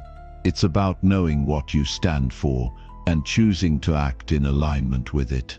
You train this by making clear decisions, by staying true to yourself under pressure, by refusing to abandon your path just because it's hard. Fear tries to rush you into panic decisions. Calm intention slows you down and gives you space to choose wisely. That space is everything. That space is your power. It gives you the ability to pause, to evaluate, to breathe, to remember who you are. In that space you can see fear without being consumed by it. You can separate what's real from what's imagined. You can take back control of your response. Sometimes fear shows up as overthinking. You get stuck, analyzing every outcome, every scenario. You freeze in preparation mode, convincing yourself you need more time, more certainty, more control. But clarity isn't found in overthinking. It's found in action. The more you move, the more you see. The more you see, the more clearly you think. Action clears the fog. It gives you feedback. It builds confidence. One choice at a time. You have to be willing to act without knowing how it's all going to play out. That's not recklessness. That's courage. Courage is making decisions in the presence of fear, not in the absence of it. You can be afraid and still act. You can feel the weight of uncertainty and still make progress. But only if you're willing to meet that fear head-on, not with panic, but with focus. Not with desperation, but with clarity. Calm doesn't mean passive. It means grounded. It means you're centered in yourself, in your values, in your direction. It means you don't let fear pull you into reaction. You choose your moves. You stay connected to what matters. You keep your energy focused, not scattered. That's what makes your actions powerful. Not force, but intention. Not noise, but direction. There will always be things that scare you. That's part of growing. But you get to decide how you show up when fear arrives. You can meet it with chaos, or you can meet it with discipline. You can let it shape your choices, or you can use it as a reminder that you're stepping into new territory. Every time you choose clarity over fear, you become stronger. Not because the fear goes away, but because it no longer runs the show. You become the kind of person who acts with purpose, who speaks with courage, who moves with quiet strength. Not because you're fearless, but because you've built the habit of responding with clarity. That's a mental skill. That's a way of life. And it's something you can develop every single day by choosing to face what scares you with calm, clear intention. This path is not about perfection. It's about direction. It's about deciding that your fear will not be the reason you hold back. It's about getting clear on who you want to be and acting like it before you feel ready. It's about practicing self-leadership in the moments when everything inside you wants to shrink. That's when growth happens, not in theory, but in those uncomfortable moments when you say, "I'm doing this anyway." There's a difference between being afraid and being controlled by fear. One is a feeling, the other is a choice. You can feel fear and still be free. You can feel uncertain and still act from power. The key is learning to slow down, breathe deep, and choose your response from a grounded place. That's where your strength lives, in your ability to act with awareness, not react from emotion. The world doesn't reward panic, it rewards clarity. It rewards those who can stay steady in a storm. And that steadiness is something you build through practice. Every time you stay calm under pressure, you reinforce the kind of mindset that doesn't get shaken easily. You prove to yourself that you're not fragile. You're focused. You're ready. You're stronger than the fear that tries to hold you back. So don't run. Don't hide. Don't delay. Look your fears in the eye and move forward with intention. Take one step, then another. Speak clearly. Act decisively. Stay rooted in what matters to you. Let fear be your signal, not your ruler. Let it remind you that you are alive, that you are expanding, that you are becoming more. You don't need to eliminate fear. You need to move through it. Calmly, clearly, intentionally. That's how you take your power back. That's how you stop waiting and start living. That's how you lead your own life, by choosing to meet fear with focus instead of avoidance, with strength instead of panic, with action instead of excuses. That's what creates real change. That's what makes you unstoppable. Chapter 9. Review your progress with complete honesty. Progress is a journey, not a destination. It's easy to get caught up in the idea that success is about reaching a specific point, an outcome, a goal, a place where you feel like you've finally made it. But in reality, progress is a constant evolving process. You don't reach a certain point and stop. You don't hit a finish line and walk away. Instead, progress is about the small steps you take every single day. And if you're going to improve, if you're going to get better, you need to be willing to look at where you stand right now with complete honesty. This isn't about judging yourself harshly. It's about facing reality without distortion. It's about seeing yourself as you truly are, not through the lens of self-doubt or self-congratulation, but through the lens of truth. The only way to truly grow is to be clear about where you are. You can't improve something if you don't know what's broken. You can't change something if you're not willing to acknowledge that it needs changing. Honest self-reflection isn't an act of self-criticism, it's an act of self-liberation. It frees you to make adjustments, to learn from your mistakes, and to take control of your trajectory. Too often, people avoid honest reflection because they're afraid of what they might find. They're afraid of the truth. But what they don't realize is that the truth isn't something that can harm you, it's something that can set you free. The more clearly you can see where you're succeeding and where you're falling short, the more empowered you become to make the necessary changes. You're not chained to the past, You're free to choose where you go next. The first step in this process is learning to be objective about your own actions. Emotions have a tendency to cloud your judgment. When you look at your progress, it's easy to get wrapped up in how you feel about it. Maybe you feel proud, and that's great. But pride can sometimes blind you to the areas where you're not showing up fully.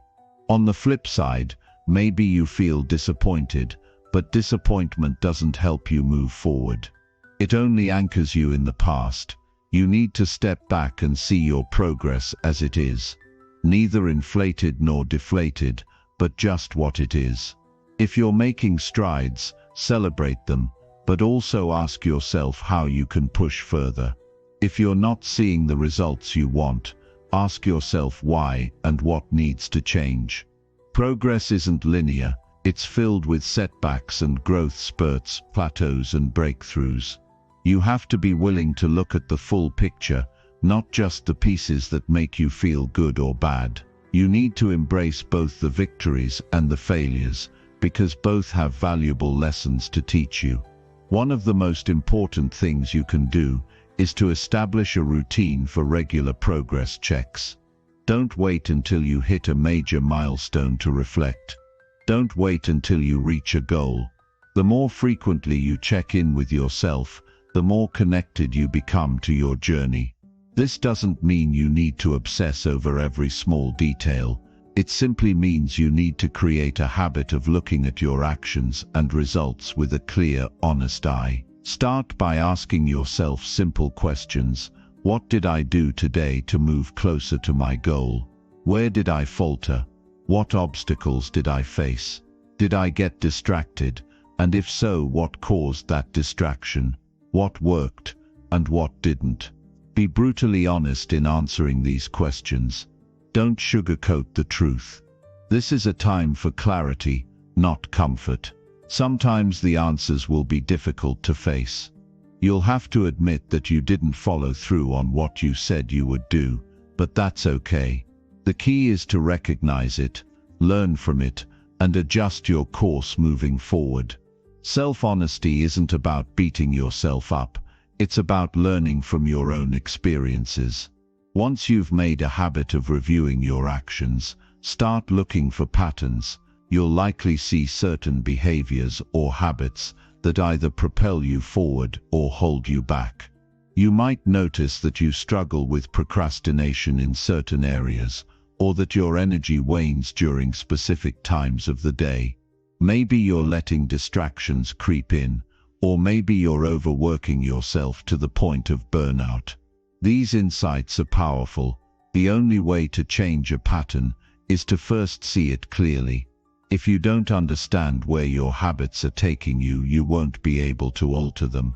Honest self-reflection also involves getting real about your mindset. Your thoughts and beliefs shape your actions, and if you're not checking in with your mindset, you may be limiting yourself without even realizing it. Are you truly believing in your own potential? Are you reinforcing negative self-talk that holds you back? Are you operating from a place of abundance, or are you constantly feeling like there's never enough time, energy, or resources to go around? Examine your mindset and how it's impacting your progress. If your mindset is limiting you, it's time to shift it. The reality is that your thoughts are the foundation for your actions. If you want to change your results, you first need to change your thinking. Another important aspect of reviewing your progress is understanding the role of consistency. Consistency is what separates those who succeed from those who don't.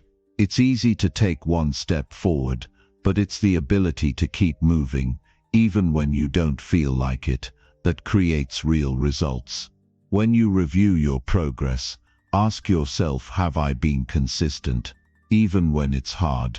Even when I don't feel motivated? Even when I'm tired? Consistency isn't about perfection, it's about showing up, day in and day out, regardless of how you feel. It's about building the muscle of discipline so that your habits work for you, not against you. If you're not being consistent, That's okay. The key is to recognize it and then make adjustments. Maybe you need to reevaluate your routine. Maybe you need to simplify your approach or make your goals more realistic. Perhaps you need to hold yourself accountable in new ways. Review where you're falling off track and create strategies for getting back on course. The goal is not to be perfect. It's to keep moving forward, even when it feels difficult.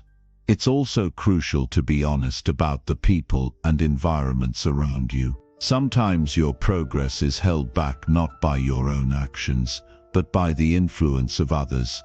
Are the people around you supporting your goals?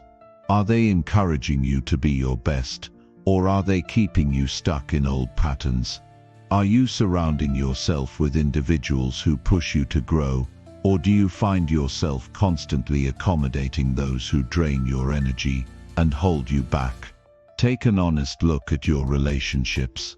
If they're not helping you grow, it may be time to make changes. Finally, it's important to remember that reviewing your progress doesn't mean you have to get everything perfect. It doesn't mean you need to have every single part of your life figured out. What it does mean is that you are committed to growth.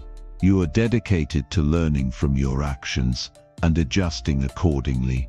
You're not afraid to face your shortcomings, but you also don't get lost in them. You face them, learn from them, and use them as fuel to drive you forward. At the end of the day, reviewing your progress with complete honesty is a gift you give yourself. It's the tool that allows you to grow without lying to yourself. It's the truth that sets you free. Don't be afraid of it. Welcome it. Embrace it. Because only by being brutally honest about where you are can you truly move forward to where you want to be. Chapter 10. Own your choices and learn from them. When you own your choices, you take full responsibility for the path your life follows. It's empowering to realize that every decision you make, no matter how small or significant, is shaping your future. The power to choose is the most powerful force you have at your disposal. But with that power comes responsibility. Owning your choices is not about blaming yourself for every mistake, nor is it about being self-congratulatory when things go well. It's about acknowledging that you are the one driving your life forward, regardless of the circumstances or the challenges you face. The essence of owning your choices lies in the awareness that every moment presents an opportunity for you to decide. Too often, we think that circumstances control us, or that we are victims of situations beyond our control. While it's true that external factors can influence our lives, how we respond to them is always our choice. You cannot control everything that happens to you, but you can control how you react to it, and that makes all the difference. When you stop blaming others for your situation and start accepting full responsibility for your decisions, you unlock a powerful shift in mindset. You realize that no one else can dictate your path. Your choices are what determine your outcomes. No one can choose for you. Not your parents, not your friends, not even the world around you. When you make a choice, you are laying the groundwork for what comes next. The choices you make today shape your tomorrow, and this is the undeniable truth of life. However, owning your choices is more than just acknowledging your power to decide. It's about becoming mindful of those decisions and understanding their impact. Each choice you make ripples out into your life. It's easy to forget that the small decisions matter just as much as the big ones.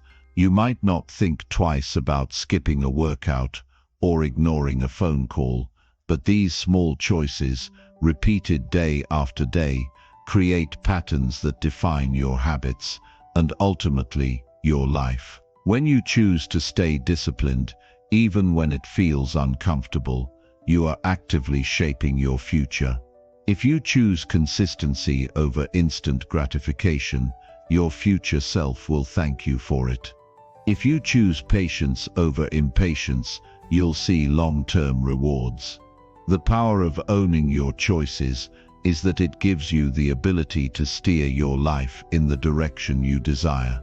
Every choice is a step closer to your goals or a step farther from them, but it's always in your hands.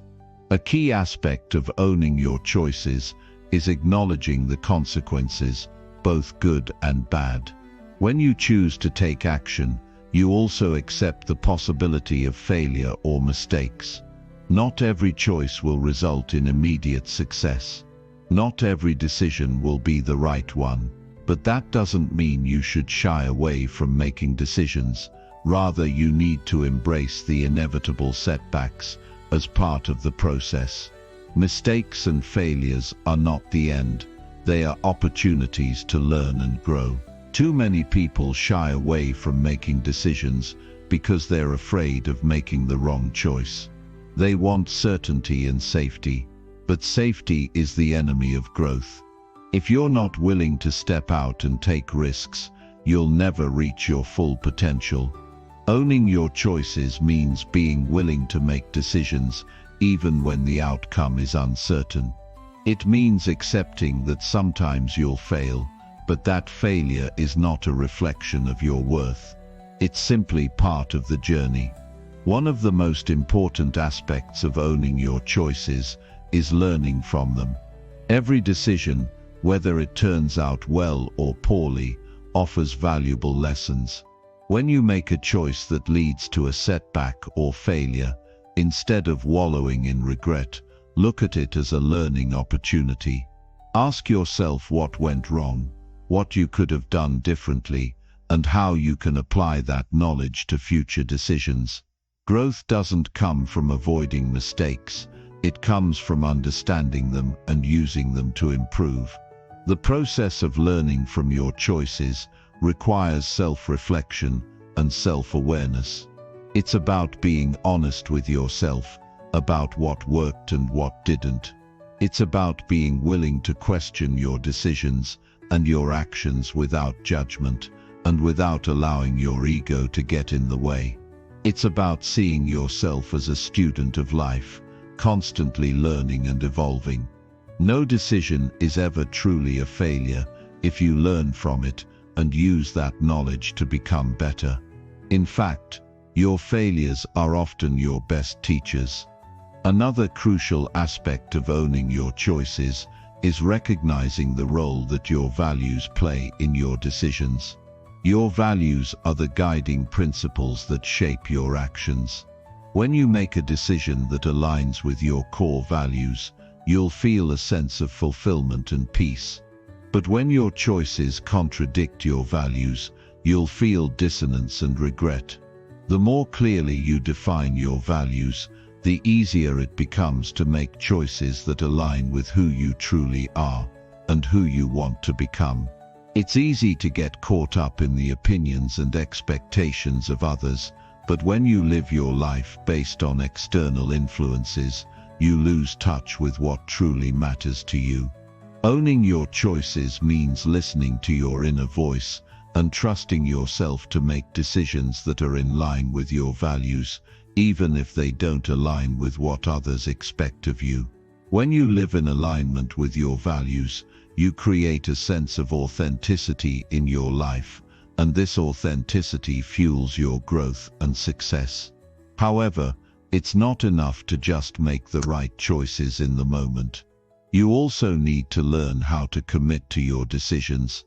Too often, people make choices and then second-guess themselves. They lack the confidence to follow through, and as a result, their decisions lack impact. When you own your choices, you take full responsibility for seeing them through. You don't abandon your decisions halfway because they get difficult or because you feel uncertain. You commit to your choices and take action, even when the path gets tough. This is where the true test of discipline lies, having the resilience to follow through, regardless of the obstacles that arise. It's also important to recognize that owning your choices isn't about perfection. Perfection is an illusion. There's no such thing as making the perfect choice every time. The key is not to strive for perfection, but to take ownership of your decisions and learn from them, no matter the outcome. If you make a mistake, own it. If you succeed, own that too. Celebrate your wins and take responsibility for your losses. This is the true essence of personal power, the ability to stand firm in your decisions, regardless of the outcome, and take full ownership of your journey. Your choices are the building blocks of your life. Every day, you're faced with hundreds of decisions, and each one plays a role in shaping your future. When you take ownership of those decisions, you take ownership of your life. You stop being a passive participant and start becoming the creator of your own destiny. Life doesn't just happen to you, you make it happen. When you own your choices, you step into your power, you take control of your narrative, and refuse to let anyone else dictate your direction. The ability to own your choices is what separates those who succeed from those who remain stuck. It's the key to personal growth, freedom, and fulfillment. Ultimately, owning your choices is about being true to yourself. It's about recognizing that every decision you make, no matter how small, is a reflection of who you are and who you want to become. It's about learning from your experiences, adjusting your course, and taking full responsibility for the life you're building. When you own your choices, you own your life. And when you own your life, you create the future you desire. Chapter 11. Create a simple routine that fuels growth. A simple routine that fuels growth is the foundation for achieving long-term success. It's easy to get caught up in the complexity of life, thinking that the path to growth must be intricate and overwhelming. But in reality, the most effective routines are often the simplest ones. A routine doesn't have to be packed with a dozen tasks to be powerful. In fact, it is often the minimalist approach that yields the most significant results. It's not about how much you can fit into your day, but how much consistency you can bring to the actions that matter most. At the core of any growth-oriented routine is consistency. It's about showing up day after day, no matter how you feel. It's not about waiting for motivation to strike. It's about cultivating the discipline to act even when motivation is low. When you make the act of showing up a non-negotiable part of your routine, you create momentum. This momentum is what propels you forward, especially when you're facing setbacks or challenges. A simple routine doesn't require a strict, time-consuming schedule. Instead, it's about choosing a few key activities that align with your growth goals and making those actions a habit. It's about identifying the most impactful things you can do each day to move yourself closer to where you want to be. These actions should be ones that stretch your limits and challenge your current capabilities. The more you do them, the more your growth will accelerate. The first step in creating a simple routine that fuels growth is to define your priorities. What do you need to focus on right now in your life? What habits or actions will contribute most to your personal and professional growth? It's easy to get distracted by all the possibilities and opportunities available to you, but you have to narrow your focus. Trying to do too many things at once will only dilute your energy and spread you too thin. Growth requires a clear direction and unwavering focus. Once you've identified your key priorities, the next step is to integrate them into your daily routine. This doesn't mean you have to dedicate hours to each activity. It's about consistency, not the amount of time spent. For example, if reading is a priority for your growth, commit to reading for just 10-15 minutes a day. Over time, these small increments add up. In a month, you'll have read more than 30 books, not because you spent hours each day, but because you made reading a daily habit. Another important part of a simple routine is structure. A well-structured routine helps you stay organized and focused, which is crucial for progress. It's not about having every moment of your day planned out. Instead, it's about creating a framework that allows you to seamlessly move from one task to the next without wasting time or energy. For example, if your routine involves waking up at a specific time, eating breakfast, and then exercising, structure ensures that you're not wasting time deciding what to do next. It frees your mind from unnecessary distractions, allowing you to focus on what matters most. But while structure is important, flexibility is also key. Life will throw unexpected challenges your way, and there will be days when things don't go according to plan. A simple routine is adaptable enough to accommodate these changes. Flexibility means that even if you miss a workout or fall behind on a task, you don't give up. You find a way to get back on track without guilt or frustration. The most successful people are not those who follow a perfect routine without fail. They are the ones who can adjust and keep moving forward, regardless of setbacks. One of the most powerful aspects of a simple routine is its ability to build momentum. When you start small, with just one or two key activities, you create a snowball effect. The more you do something, the more natural it becomes. At first it may feel like a struggle to stick to your routine, but as you continue, it becomes easier. This is the power of habit. Once a behavior becomes a habit, it no longer requires conscious effort to do. It becomes automatic, freeing up your mental energy to focus on other important tasks. Growth doesn't happen overnight, but when you commit to a simple routine, you create the conditions for long-term progress. It's the consistency of your actions, day after day, that compounds and leads to significant change. A simple routine helps you build the discipline to keep going, even when the initial excitement fades. It keeps you on track and ensures that you continue to make progress, regardless of how small the steps may seem. A key aspect of creating a routine that fuels growth is the understanding that it's not about perfection. It's about progress. No routine will be flawless, and there will be days when things don't go as planned.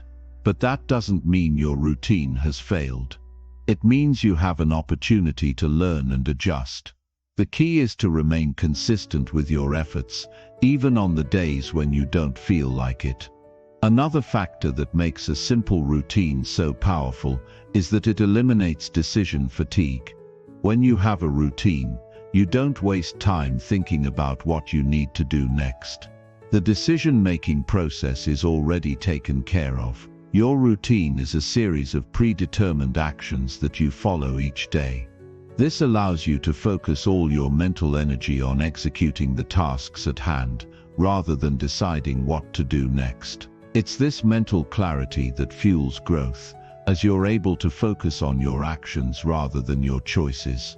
A simple routine also allows you to track your progress.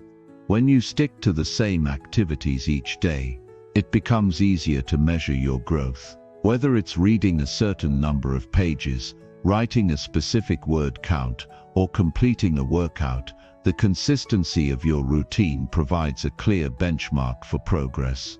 Tracking your progress in this way keeps you motivated and helps you stay focused on your goals. As you refine your routine, it's important to ensure that it continues to challenge you.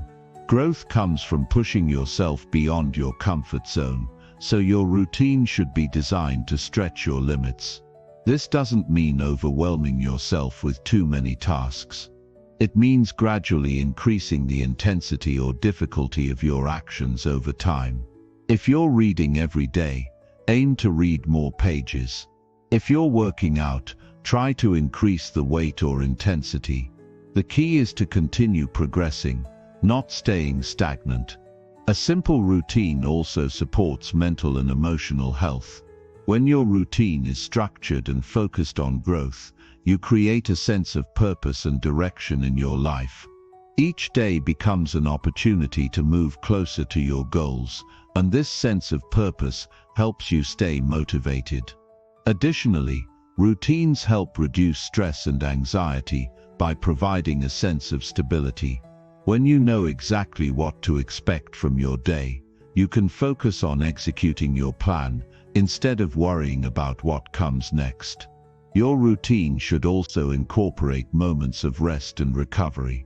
Growth isn't just about constant action, it's about balancing effort with rest.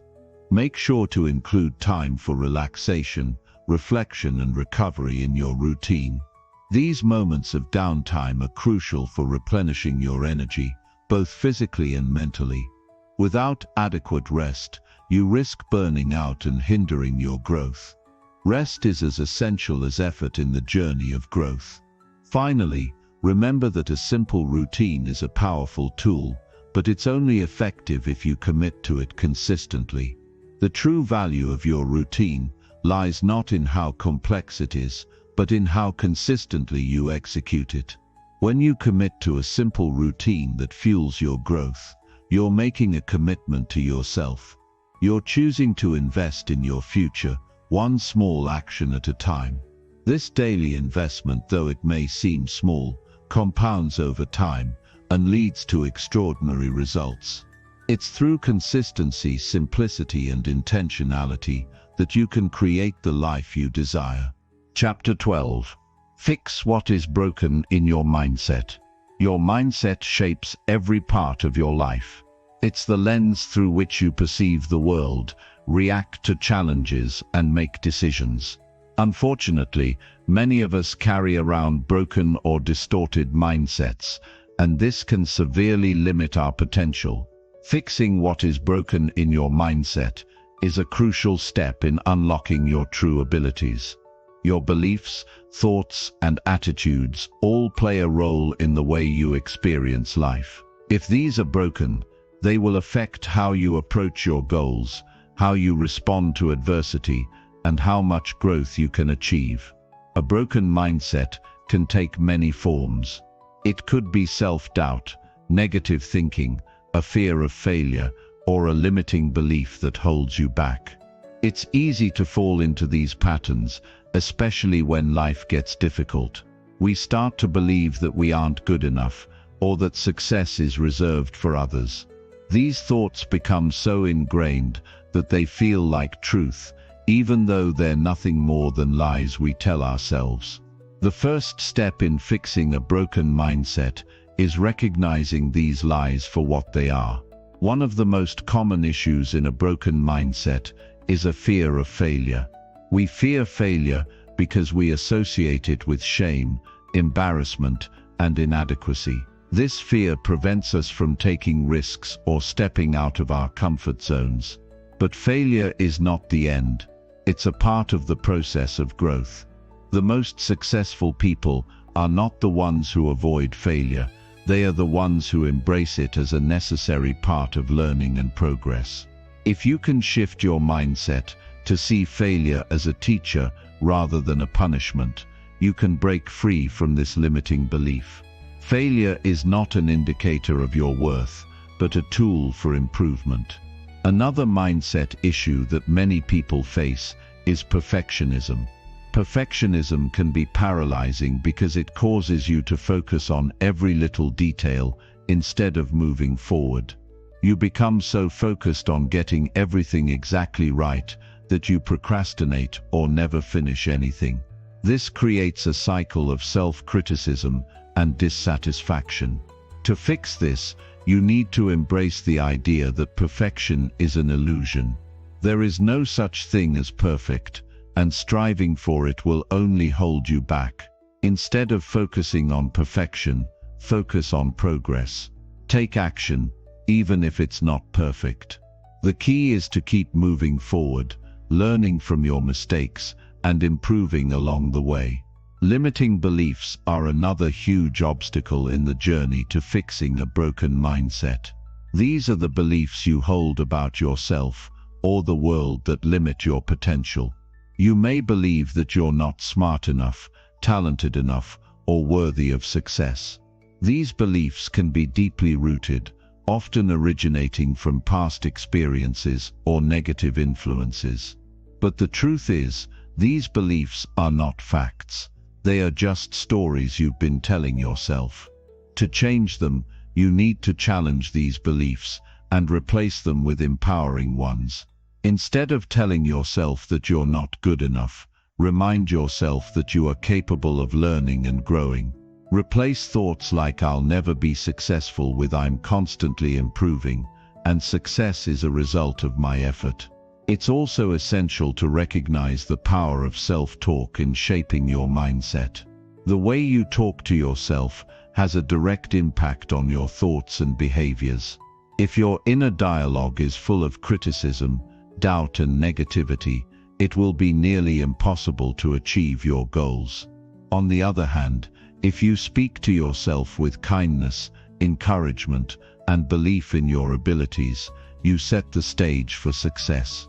One of the most effective ways to fix a broken mindset is to change the way you speak to yourself.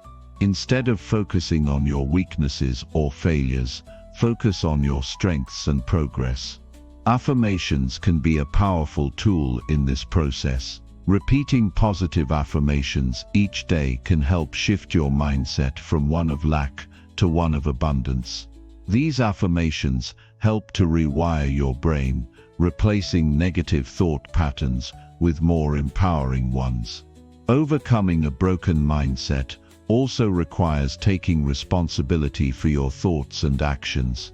It's easy to blame external circumstances for your struggles, your upbringing, your environment, or other people. But the truth is that you are in control of your mindset. No one can force you to think negatively or hold limiting beliefs unless you allow them to. Once you accept full responsibility for your thoughts and beliefs, you can start the process of transformation. You may not be able to control everything that happens to you, but you can control how you respond. When you take ownership of your mindset, you empower yourself to change it. Gratitude is another powerful tool in fixing a broken mindset. When you focus on what you don't have or what's going wrong, you train your brain to look for problems. This creates a negative feedback loop that reinforces a mindset of scarcity and limitation. On the other hand, when you focus on what you're grateful for, you shift your focus to abundance and possibility. Gratitude helps you to reframe challenges as opportunities and setbacks as lessons. It forces you to look for the silver lining, even in difficult situations.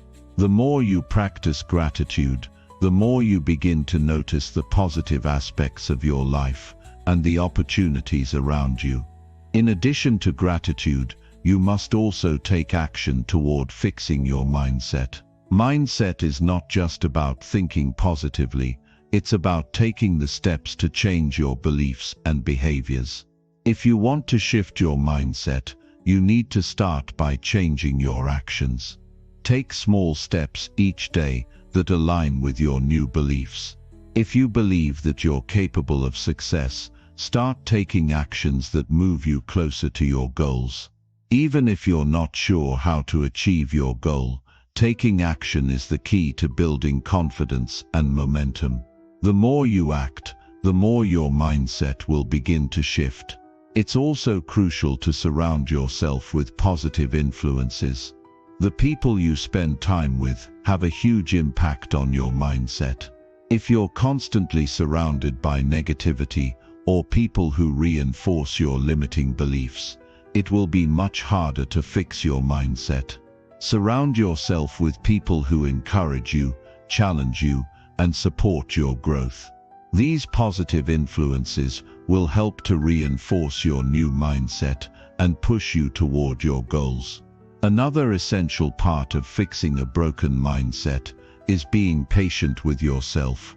Change doesn't happen overnight, and mindset shifts can take time. You may face setbacks or moments of doubt along the way, but that doesn't mean you've failed. It simply means that you're human. Be patient with yourself as you work through the process of changing your mindset. Celebrate small wins along the way and continue to reinforce the positive changes you're making. Finally, remember that your mindset is not fixed.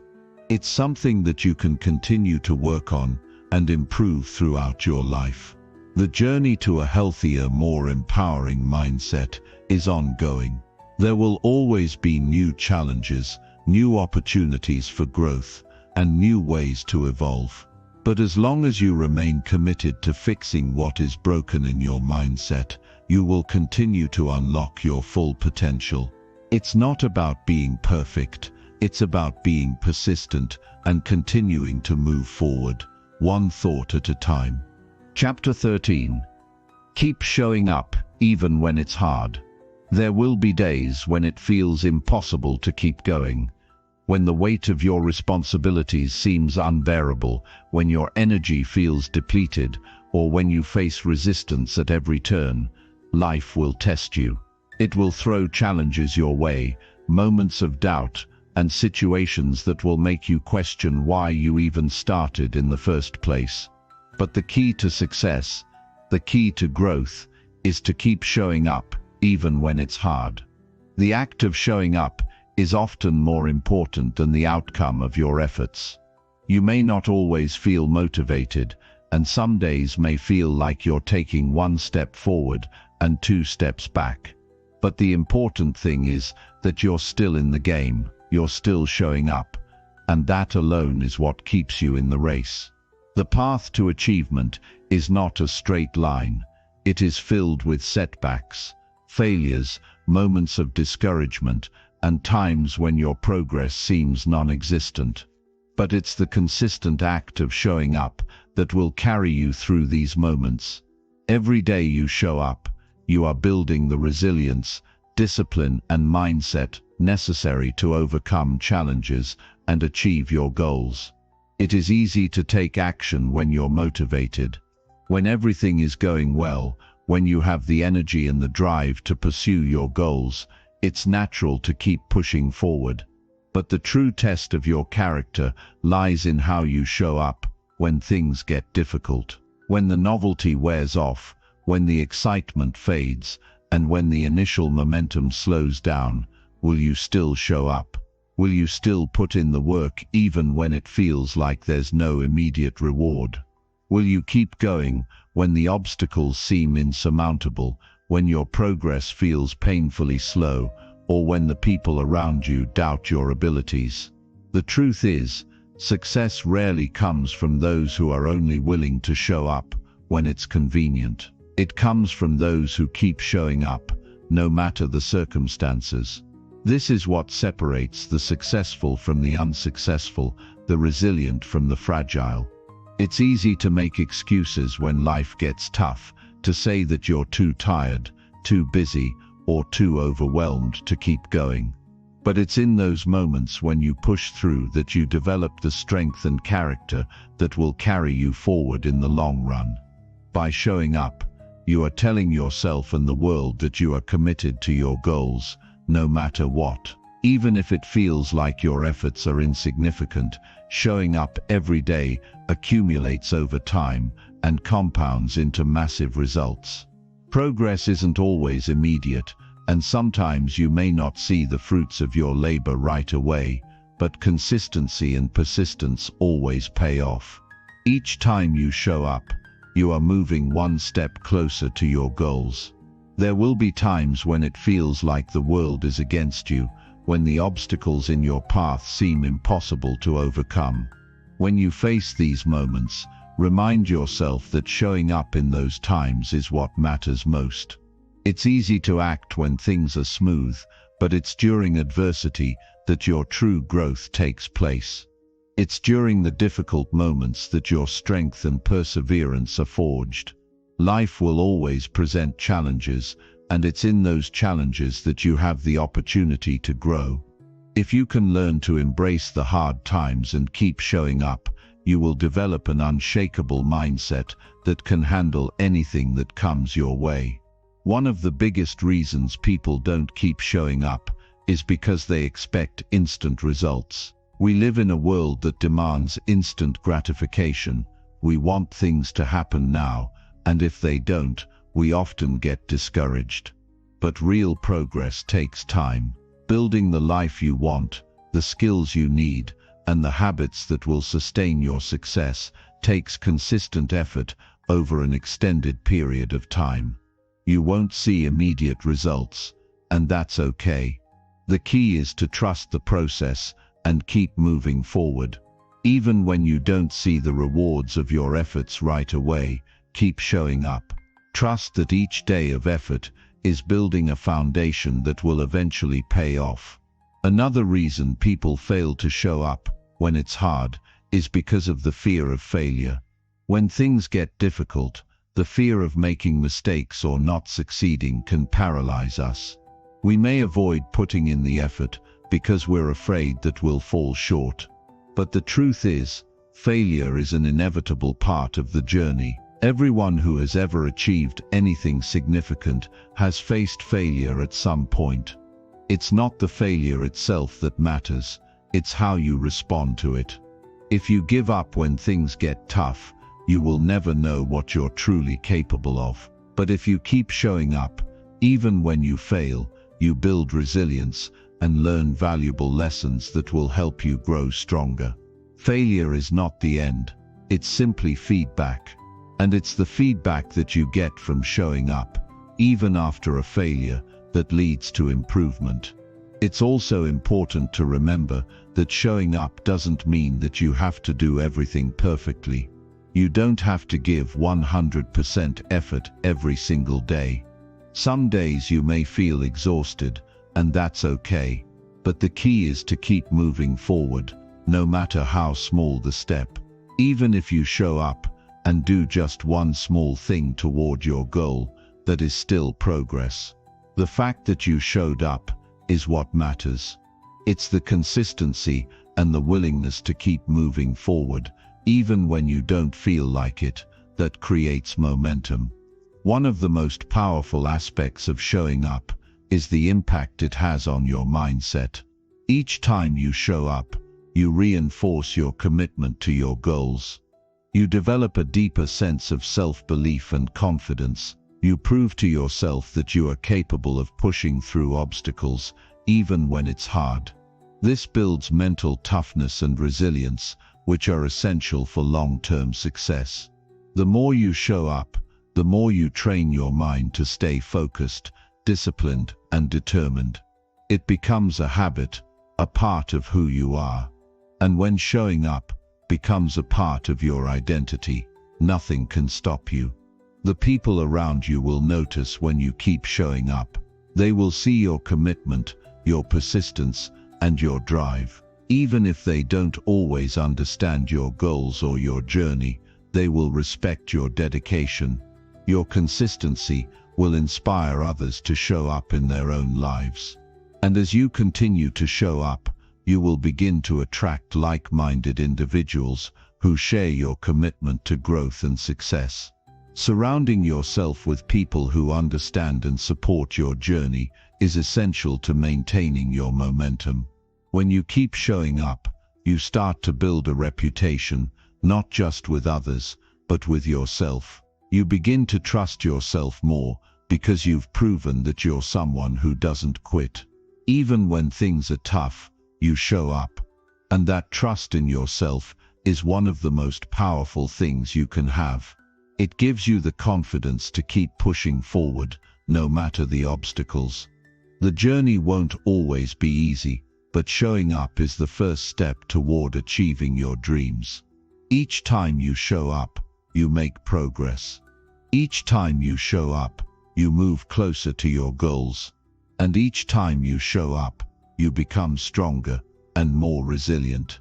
The key is not to quit. Keep showing up, even when it's hard, because your future self will thank you for it. Chapter 14. Choose growth over comfort every single time. Choosing growth over comfort is a quiet personal decision you make each day. It doesn't announce itself with trumpets. It doesn't wait for permission. It just quietly knocks, asking you to step into a space where you aren't guaranteed anything but the opportunity to become more. The mistake most people make is thinking that growth has to come with big moments, huge wins, or dramatic breakthroughs. That's not true. Growth hides in the small choices, the ones nobody sees, the ones that demand you get up when it's easier to stay down, the ones that ask you to say no when everyone else is saying yes. Comfort, on the other hand, is smooth. It's easy. It welcomes you with open arms and promises peace. But the longer you sit in that peace, the more it turns into passivity. Comfort gives you no reason to change. It gives you no need to question yourself. It wraps you in familiarity, and before you know it, you're repeating the same days and calling it a life. But inside, a part of you is unsettled. That part knows you were built for more.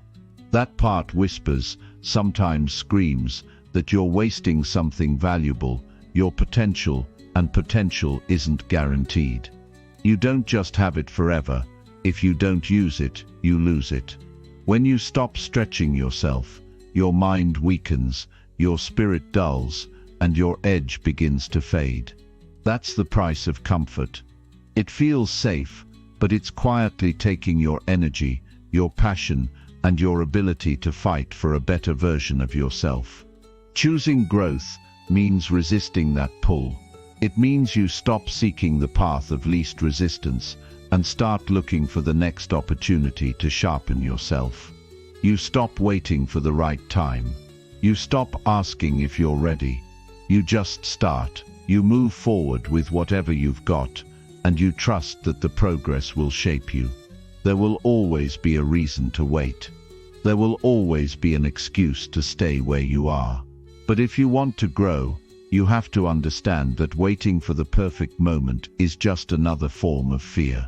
You have to catch yourself when you're falling into those patterns of postponing the hard thing.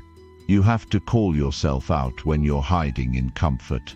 You have to admit when you're choosing easy just because you don't want to fail. That kind of honesty is rare, but it's the foundation of real change.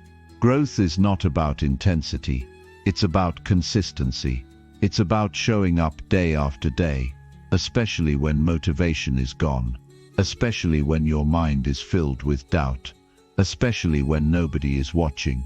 Anyone can work hard when they're inspired. Anyone can push themselves when the rewards are immediate. But growth demands more than that. It asks you to keep moving forward when there is no applause, no recognition, and no clear sign of success. It's in those quiet, lonely moments where growth is really earned. That's where strength is built. You can't build anything lasting on comfort. If everything you do is designed to avoid pain or inconvenience, then you'll never develop the tools to handle adversity when it shows up. And it will show up. Life doesn't care how safe you've tried to make it. Life will test you. And when it does, your only defense will be what you've built inside. If you've spent years avoiding pressure, then pressure will break you. But if you've made a habit of seeking growth, then pressure becomes just another challenge to rise through. It becomes something you're familiar with, something you've trained for. That's why you need to keep choosing the uncomfortable road. That's why you need to get used to doing the things you don't feel like doing. Discipline is forged in discomfort. Courage is forged in discomfort. Clarity, confidence, and control, they all come from leaning into discomfort instead of running from it. Every time you do the thing you were afraid of, you become stronger. Every time you show up when it would have been easier to quit, you earn trust in yourself. And that self-trust is what carries you when the world goes silent. Because it will. People won't always understand why you're working so hard, why you're choosing the harder road, why you're constantly seeking the next challenge. But you're not doing it for them. You're doing it because you know what happens if you settle. You know what happens if you stay the same. And you refuse to let that be your story. When you start making growth your priority, your entire life shifts. You become more aware of how much time you've wasted before. You become less tolerant of distractions. You stop making space for things that don't serve your progress. You start surrounding yourself with people who challenge you, who inspire you, who make you want to level up. You start choosing environments that stretch you. You start looking for mentors, lessons, and feedback, even when it's uncomfortable. You stop pretending you know everything, and you start becoming a student again. That's the power of growth. It makes you hungry. It makes you humble. It makes you sharp. Comfort wants you soft. Growth wants you sharp. Comfort wants you predictable. Growth wants you evolving. You can't have both. You have to pick one. The road to growth will challenge your identity. It will force you to question who you are and what you stand for. It will take everything you think you know about yourself and hold it up to a mirror. And that mirror won't lie. If you're not living up to your standards, it will show you. If you've been coasting, it will expose you. That's why most people avoid it. It's not the hard work that scares them. It's the truth. Growth reveals the truth. But if you're serious about becoming better, that truth is the greatest gift you can receive. Because once you know where you're weak, you can do something about it. The people who grow the most are not the ones with the most talent or the best opportunities. They are the ones who get back up the most. They are the ones who take feedback seriously, who study their mistakes, who refuse to get comfortable. They are relentless, not because they enjoy struggle, but because they've accepted that struggle is the price of greatness. And they're willing to pay that price over and over again. They are not motivated by ease. They are driven by the possibility of who they can become. That's what it means to choose growth over comfort. It's not about punishment. It's about transformation. You have to stop romanticizing ease. You have to stop chasing the illusion that life gets better when it gets easier. It doesn't. Life gets better when you get stronger. And you get stronger by doing hard things repeatedly. You get stronger by building discipline, by doing the right thing when no one is holding you accountable, by making progress even when you feel like you're going nowhere. Growth doesn't care about your feelings. It cares about your actions. Comfort will always give you an excuse to slow down. Growth will always give you a reason to keep going. And you need a reason. You need to know why you're doing this. Because there will be days when you don't feel like it. There will be days when everything inside you says stop. If you don't have a strong reason, if you haven't committed to the mindset of choosing growth over comfort, then you'll quit. But if you've decided that growth is non-negotiable, then quitting won't even be an option. You'll adjust. You'll adapt. You'll rest if you have to, but you'll never retreat. You'll remind yourself that every time you take the hard route, you're building something stronger inside. You're creating a foundation that nothing can shake. It doesn't matter where you started. It doesn't matter how far behind you feel. The only thing that matters is what you do next. Will you choose the familiar routine that keeps you safe, or will you choose the challenge that has the power to change you? Will you settle for being good enough, or will you strive for your full potential? The decision is yours. Every single day, it's yours. And no one can make it for you. Growth is earned. You don't get it because you want it. You get it because you show up for it. Again and again and again. You earn it in the gym. You earn it in the early mornings. You earn it in the quiet nights, when you're working while others sleep. You earn it when you choose character over comfort, integrity over approval, effort over ease. It's not about being perfect. It's about being committed. It's about doing what needs to be done, not just when it's convenient, but especially when it's hard. So decide. Decide that you're done chasing comfort. Decide that you're willing to do what others won't, so you can live how others can't. Decide that from this point forward, you will choose the path that makes you stronger. Choose the path that demands more from you. Choose the path that turns pressure into progress. Your life will reflect that decision. You may not see the results today, or even tomorrow, but give it time. Keep choosing growth, and eventually you'll look back and realize you didn't just grow, you became unstoppable. Chapter 15. Give your best effort without holding back. When you decide to give your best effort without holding anything back, you step into a version of yourself that most people never meet. Most people operate at a fraction of their potential because they're afraid. Afraid of failing. Afraid of being judged. Afraid that even their best won't be enough. So they hold back just a little. They tell themselves they'll try harder next time. They convince themselves that playing it safe is smarter. But deep down, they know they're not all in. They know they're leaving something on the table, and it eats at them. Giving your best effort doesn't mean perfection. It means being fully present, fully engaged, and fully committed to doing what's required without excuses. It means showing up with everything you've got, even when you don't feel like it, even when no one is watching, even when you're tired, doubtful, or uncertain. It means eliminating the option to coast. It means replacing half effort with total focus.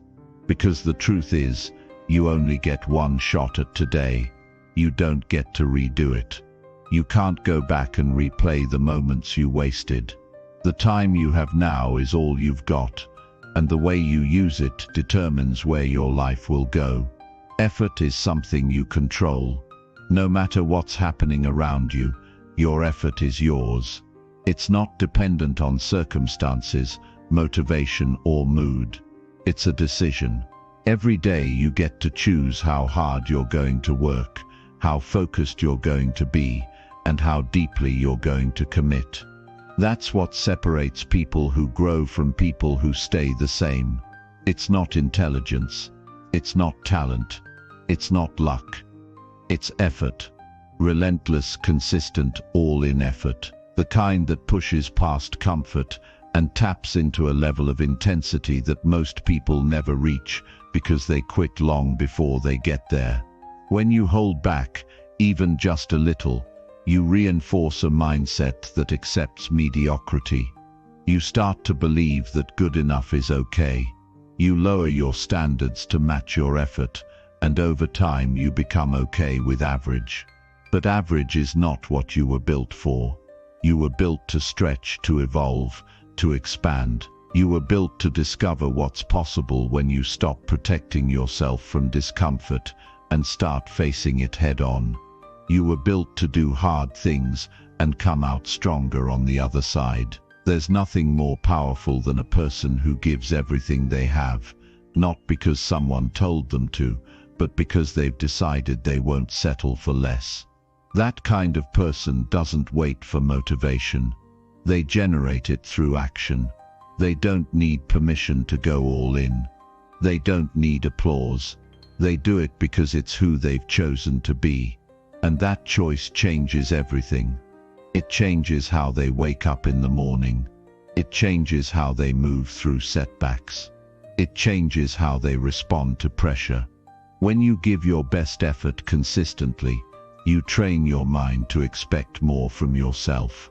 You stop playing at the level of your feelings and start playing at the level of your commitment.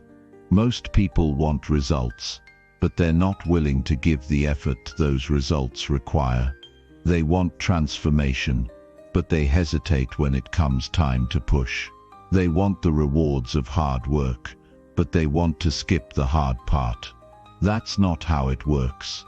You don't earn progress through wishful thinking. You earn it by putting in the work when it's not fun, when it's not easy, when it doesn't give you a quick return.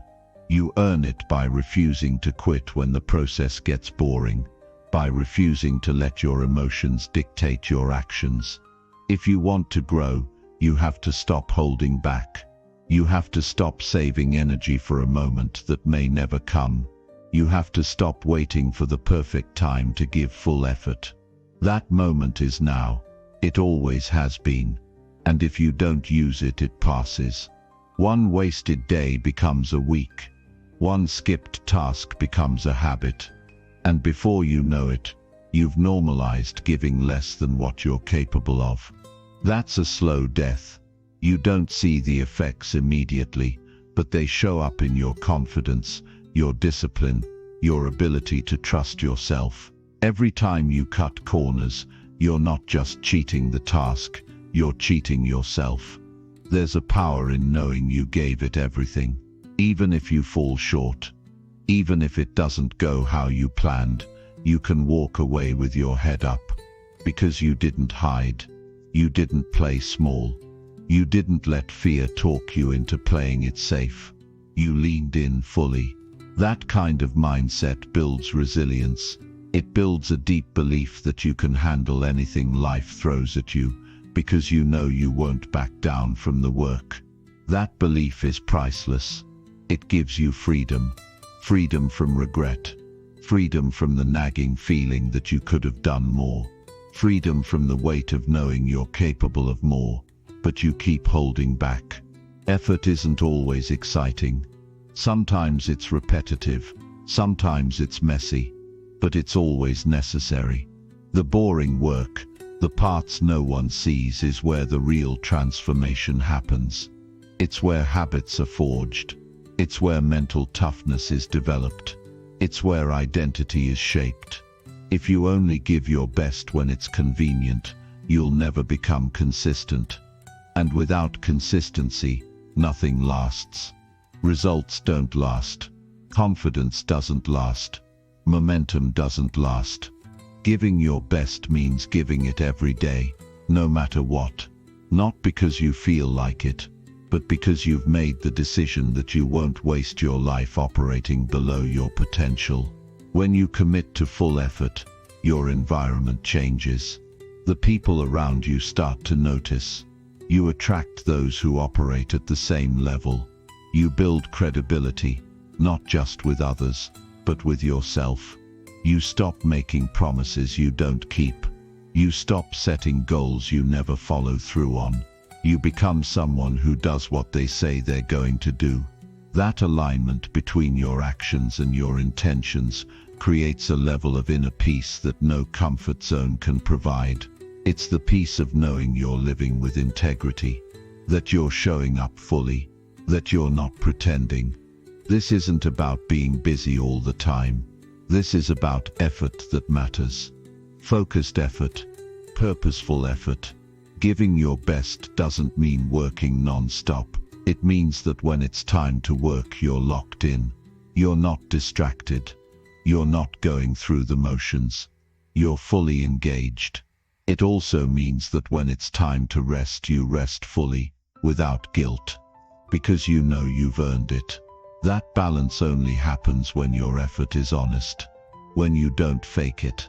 When you don't pretend to care. When you actually show up with your whole self. You don't owe the world perfection, but you owe yourself your best. Because when you give your best effort, you start to realize how much you're capable of. You stop underestimating yourself. You stop shrinking to fit in. You stop waiting for someone to validate your potential. You validate it with your actions. That's where real self-esteem comes from. It's not from compliments. It's not from trophies. It's from effort. It's from looking at yourself and knowing you didn't let fear win. You didn't let laziness dictate your path. You chose to rise. You chose to push. You chose to keep going. Even when it was hard. And it will be hard. There will be days when your mind fights you. When the temptation to quit feels stronger than the desire to continue. But that's where effort comes in. That's where your commitment gets tested. And that's where your strength is built. The growth isn't in the easy days. It's in the moments you want to give up, but don't. It's in the decision to show up anyway. That's what shapes you. That's what sharpens you. That's what separates those who dream from those who achieve. You don't need more time. You need more talent. You need more effort, more presence, more intention. Every day you have a choice: coast or commit. One leads to regret. The other leads to pride. Decide which one you want more. You don't have to be perfect. You just have to be all in. That's enough. That's always been enough. You just have to bring it. You just have to bring it. No more hiding. No more half-hearted attempts. No more holding back. Give your best. Every day. Every time. No excuses. No apologies. Just full effort. That's where your life changes. That's where everything begins. Chapter 16. Respect your time by using it wisely. Every person is given the same 24 hours in a day, but what separates those who rise from those who remain stuck is how they use those hours. Time is the one resource you can never get back. Once it's gone, it's gone. It doesn't pause. It doesn't wait. It doesn't care if you're ready or not. That's why the way you use your time is a direct reflection of how much you respect your own life. If you waste time, you're not just being lazy, you're disrespecting your own potential. You're saying your goals can wait. You're saying your growth isn't that important. You're telling yourself that mediocrity is acceptable, but it's not. Using your time wisely doesn't mean filling every second with activity. It means being intentional. It means choosing what matters and cutting out what doesn't. It means recognizing the difference between what is urgent and what is important. Most people confuse the two. They spend hours reacting to distractions, responding to messages, checking things off a to-do list that doesn't move their life forward. And at the end of the day, they wonder why they feel drained but still stuck in the same place. That's because being busy is not the same as being effective. Respecting your time means aligning your actions with your priorities, not just your impulses. When you start treating time as sacred, your decisions change. You stop entertaining pointless conversations. You stop scrolling for hours with no direction. You stop saying yes to things that don't align with your vision. You realize that every time you give your time to something, you're giving away a piece of your life. You're investing a piece of your energy. And if you're not careful with that investment, you'll look back and wonder where it all went. You'll wonder how you got so far off track. But it was never one big moment. It was the small daily choices that seemed harmless at the time. It was the little moments of procrastination, the distractions you allowed, the things you thought didn't matter. People who respect their time build discipline around it. They schedule their days with intention. They create space for what matters, learning, building, resting, reflecting, and they protect that space.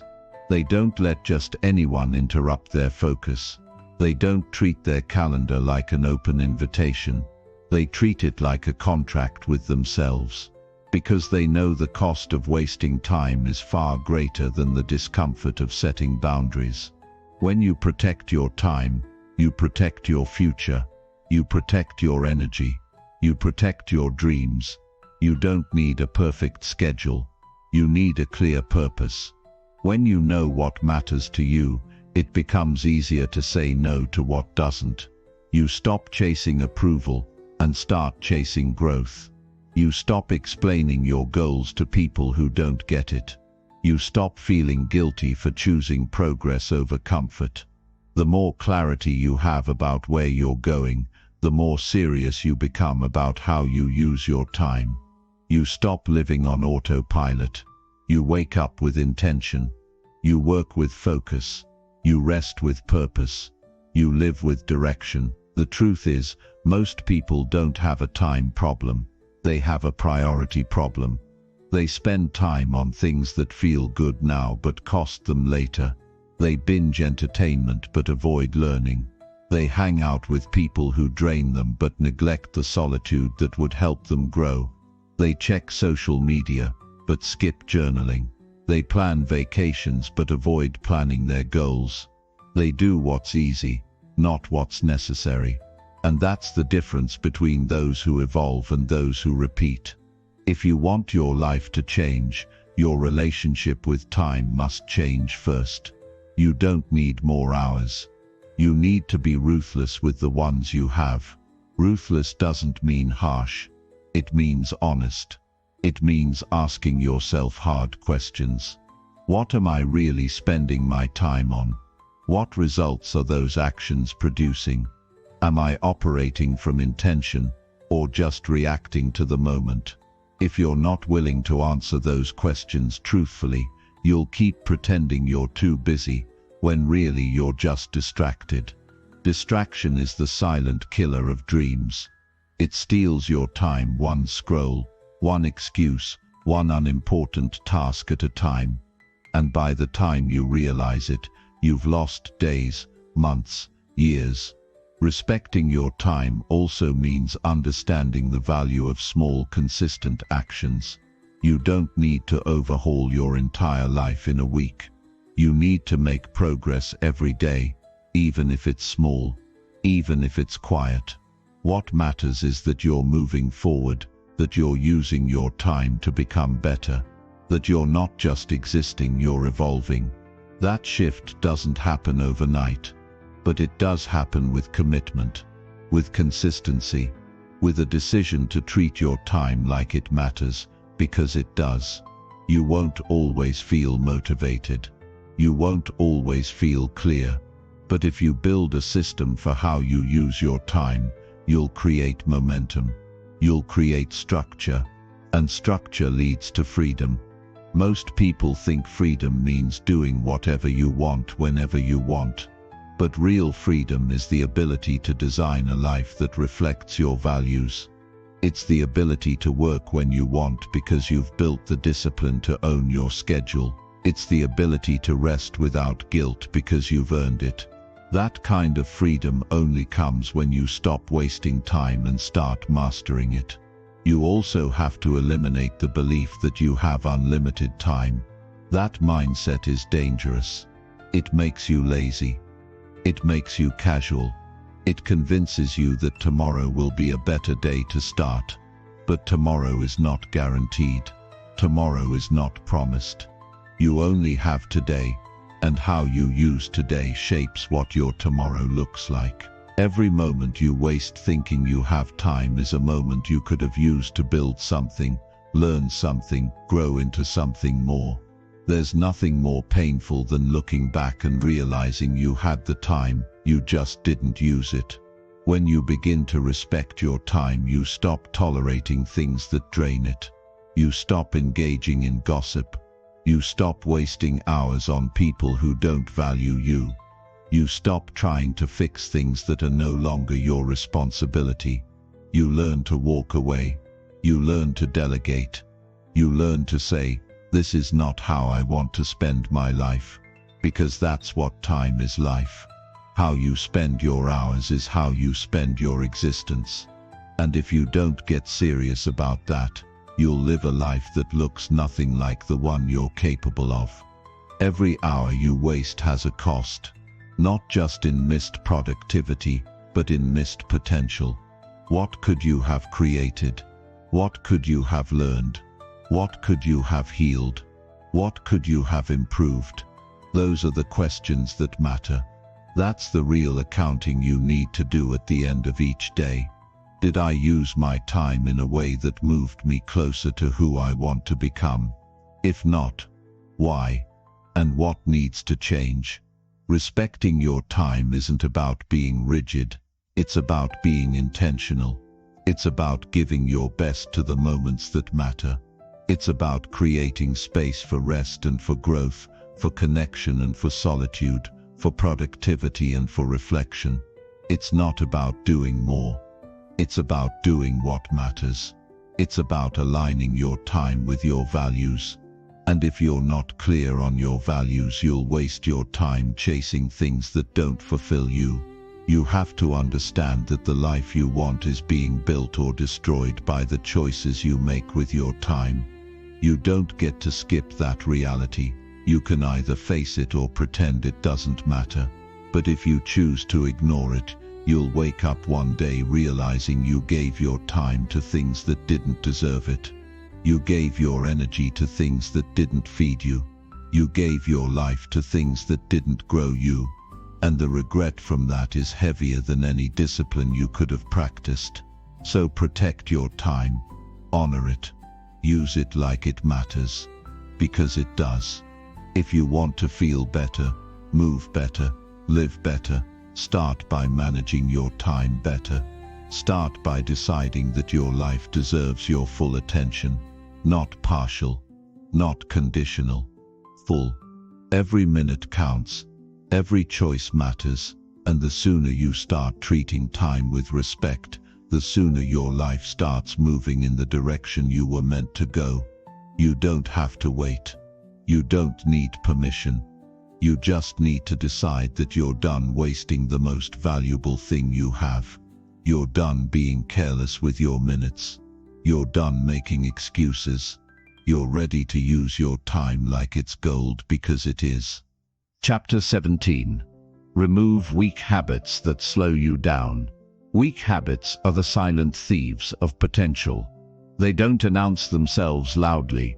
They creep in through comfort, distraction, and laziness. They disguise themselves as small pleasures, little breaks, tiny excuses. But over time, they build walls around your progress. They weigh you down without you even noticing. If you ever wonder why you're not as far as you could be, look closely at what you're doing daily. Your habits either move you forward or pull you back. There is no in-between. The most dangerous habits are not the ones that cause immediate chaos. They're the ones that slowly waste your time, drain your energy, and blur your focus. Removing weak habits isn't about perfection. It's about awareness. It's about identifying the behaviors that quietly sabotage your momentum and making a decision to break free from them. It's about realizing that every time you indulge a weak habit, you're trading long-term strength for short-term ease. You're choosing to remain the same when you have the power to grow. And if you keep choosing comfort, you'll keep getting stuck. If you keep rationalizing your bad habits, you'll stay in the same cycle. Progress doesn't come from convenience. It comes from clarity and action. It begins when you stop defending what holds you back and start tearing it down. It starts with the way you wake up. If the first thing you do is grab your phone and scroll for 30 minutes, you've already given your focus away. You've already let your attention be hijacked before you even set an intention for your day. That's a weak habit. You don't think it matters, but that tiny act sets the tone for how you move through the day. If your mind is filled with noise the moment you wake up, you'll carry that noise into everything else you do. Instead of starting with direction, you start with distraction. And that one decision echoes into how you work, how you think, how you feel. Weak habits often masquerade as breaks or rewards, but they're actually energy leaks.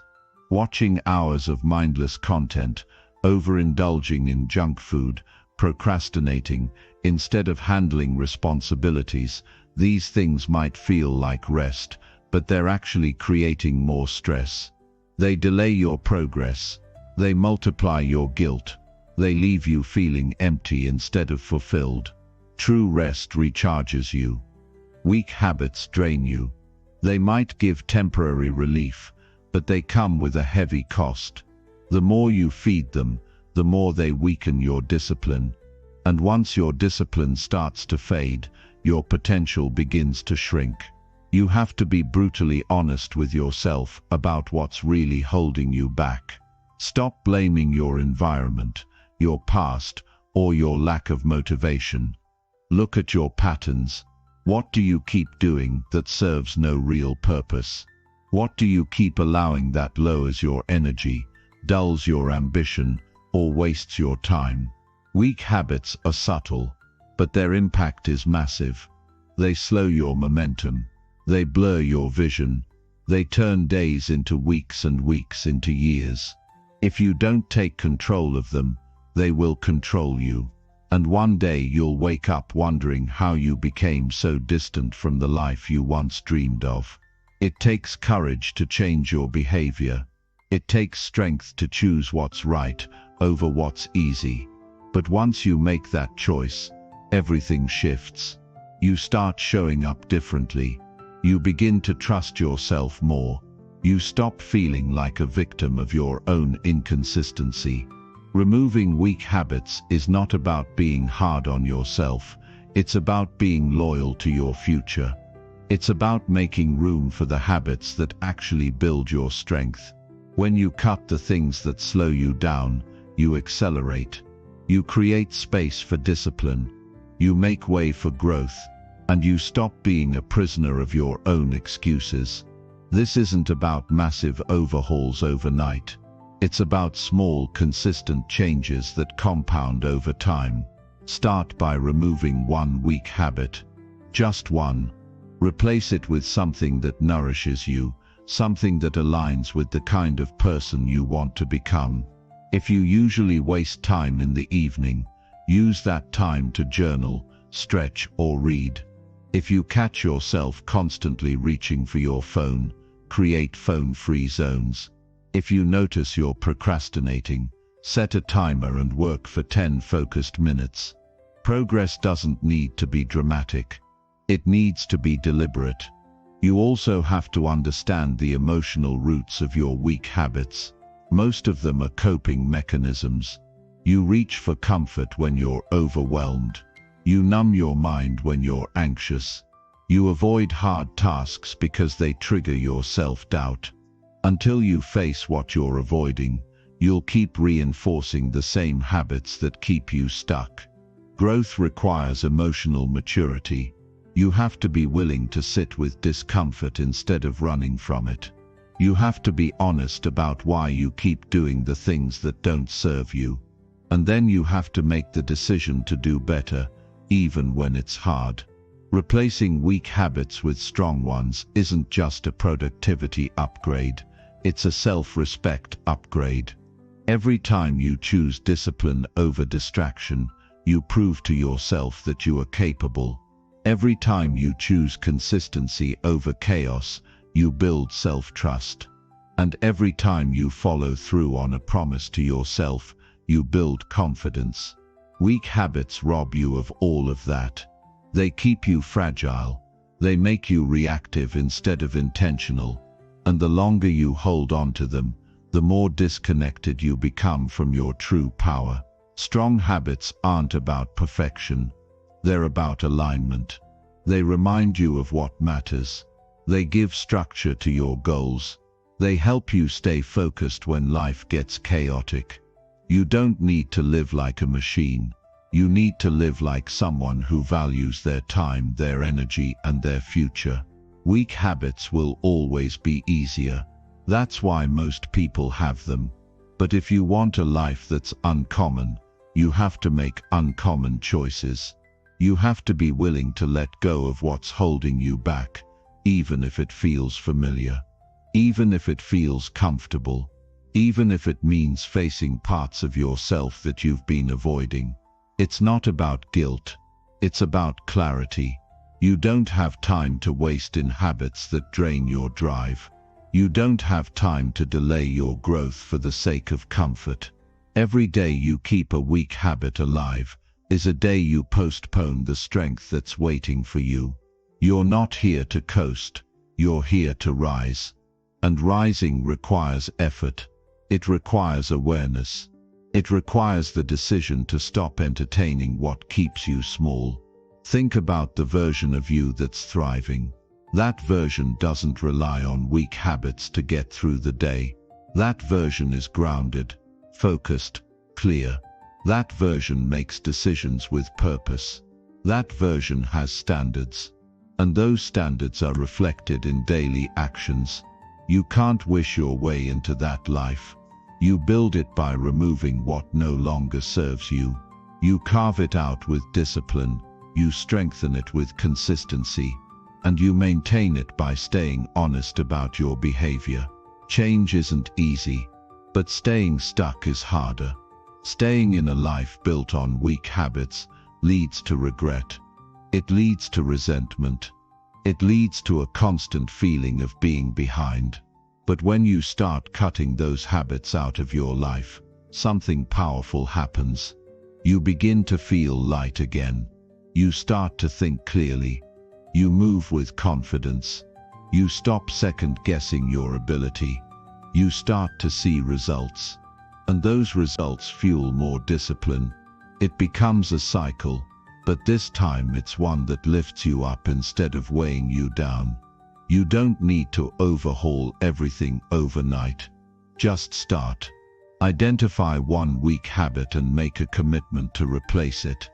Give yourself grace, but also give yourself high standards. Remind yourself daily that every time you choose strength over weakness, you're becoming more of who you're meant to be.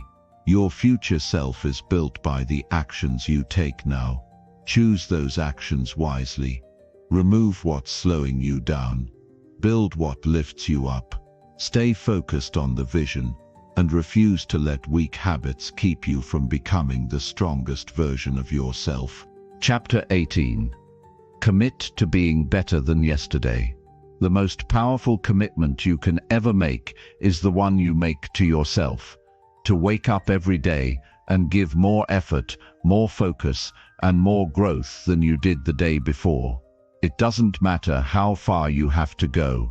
It matters that you keep stepping forward. That's what builds real momentum. That's what shapes a mindset that can't be shaken by doubt, delay, or distraction. The truth is, nobody else is responsible for your improvement. Nobody is going to force you to rise. You either wake up and push yourself, or you stay the same. And every day that you hesitate is a day you hand over progress that could have been yours. Committing to being better than yesterday isn't about massive changes. It's about showing up with intention.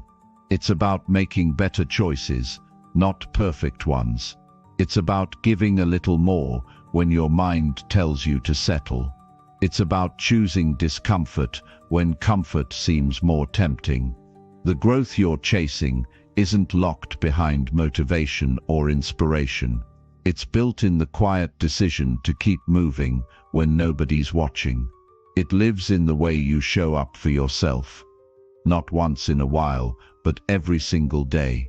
When you make that commitment to improvement, you stop living passively. You stop drifting through your days, hoping for change. You become the change. The challenge is that it's easy to talk about growth. It's easy to say you want to be better, but it's a different game to live that truth. Because living it means you have to let go of your excuses. You have to hold yourself accountable. You have to pay attention to your behavior, your patterns, and your reactions. It takes work to improve. Not just external work, but inner work. You have to examine your attitude, question your mindset, and be honest about what's slowing you down. And most people avoid that level of self-reflection. It's uncomfortable. But discomfort is where growth happens. You don't become stronger by avoiding the hard stuff. You become stronger by walking through it. Every day you get to make a choice. Will you stay stuck in your old ways? Or will you level up? Will you repeat yesterday's laziness? Or will you replace it with effort? Will you let the voice of doubt win again? Or will you fight back with action? That's the difference between those who progress and those who plateau. It's not about who has more talent. It's not about who's more gifted. It's about who chooses to get better, no matter how they feel. It's about who keeps improving, even when it's not easy. Especially when it's not easy. Because that's when growth matters most. The goal is not perfection. It's progress. It's not about comparing yourself to anyone else. It's about being honest. Am I better than I was yesterday? Did I think more clearly? Did I act with more discipline? Did I speak with more intention? Did I control my emotions more skillfully? Did I spend my time with purpose, or did I let distractions win? These are the questions that build accountability, and when you start asking them every day, you stop living on autopilot. You start living with awareness, and awareness is the first step to transformation. Committing to growth means you understand that every day is an opportunity, not a guarantee. You're not owed progress. You earn it. You don't stumble into strength. You develop it. You don't wake up disciplined. You train it into your life. And that training happens in the way you move through the small moments, in how you handle resistance, in how you push back when your old patterns try to take over. Being better than yesterday isn't about being obsessed with doing more. It's about doing what matters, doing it fully, doing it without compromise, and doing it again tomorrow. The world will keep pulling you toward comfort. It will keep selling you shortcuts, quick fixes, and easy wins. But none of those things build character. None of them create fulfillment. What builds you is the work you do when nobody claps for you.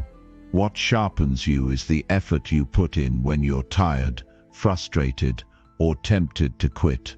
You don't build self-respect by cutting corners. You build it by holding yourself to a higher standard, even when it's inconvenient. Especially when it's inconvenient. Every time you choose discipline over delay, you're telling yourself, I matter enough to keep growing. You won't always feel like improving. That's why commitment matters. Motivation fades, feelings change, circumstances fluctuate, but your decision to improve has to stay firm. That's what creates real change. That's what separates talkers from doers. When you commit to being better than yesterday, you stop waiting for perfect conditions. You stop saying, I'll start tomorrow. You start now, right here, with what you have, with who you are, and you do what you can, because doing something, even small, is infinitely better than doing nothing and waiting for everything to be easy. When you look back at your life a year from now, it won't be the days you felt perfect that made the difference. It'll be the days you showed up when you didn't feel like it. It'll be the days you pushed through frustration and still kept going. That's what builds inner strength. That's what creates a deep, unshakable belief in yourself. And once you believe in your ability to grow daily, nothing can stop your momentum, because every day becomes another brick in the foundation of your future. You stop being reactive, and you start being intentional. This is the standard you need to set for yourself. No coasting, no blaming, no waiting, just daily, deliberate growth. No matter how small the step, take it. Even if it's uncomfortable, lean into it. Even if nobody sees it, do it anyway. You're not doing this for applause. You're doing it because the person you want to become deserves your best effort. And that best effort can only be built when you show up consistently, with a clear mind and strong focus. Stop making promises you don't keep. Stop lowering your expectations when things get tough. Start holding yourself accountable in a way that actually forces you to evolve. Every time you choose growth, you sharpen your edge. You reinforce discipline. You deepen your resilience. You stop being controlled by old habits, and you start creating new standards. It's not a competition with anyone else. The only competition is who you were yesterday. And if you're serious about progress, you don't let that version of you outwork the one standing here today. You rise above him. You improve your thinking. You strengthen your actions. You own your mindset.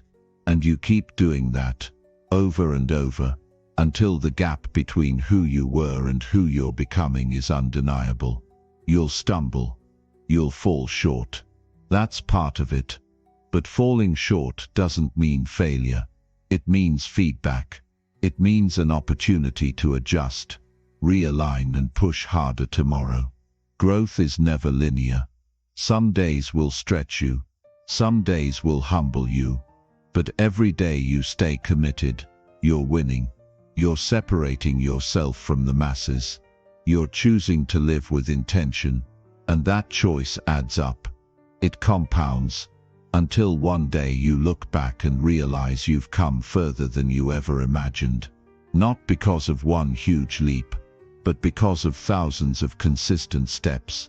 You have to stop asking if you're ready. Start moving. Start improving.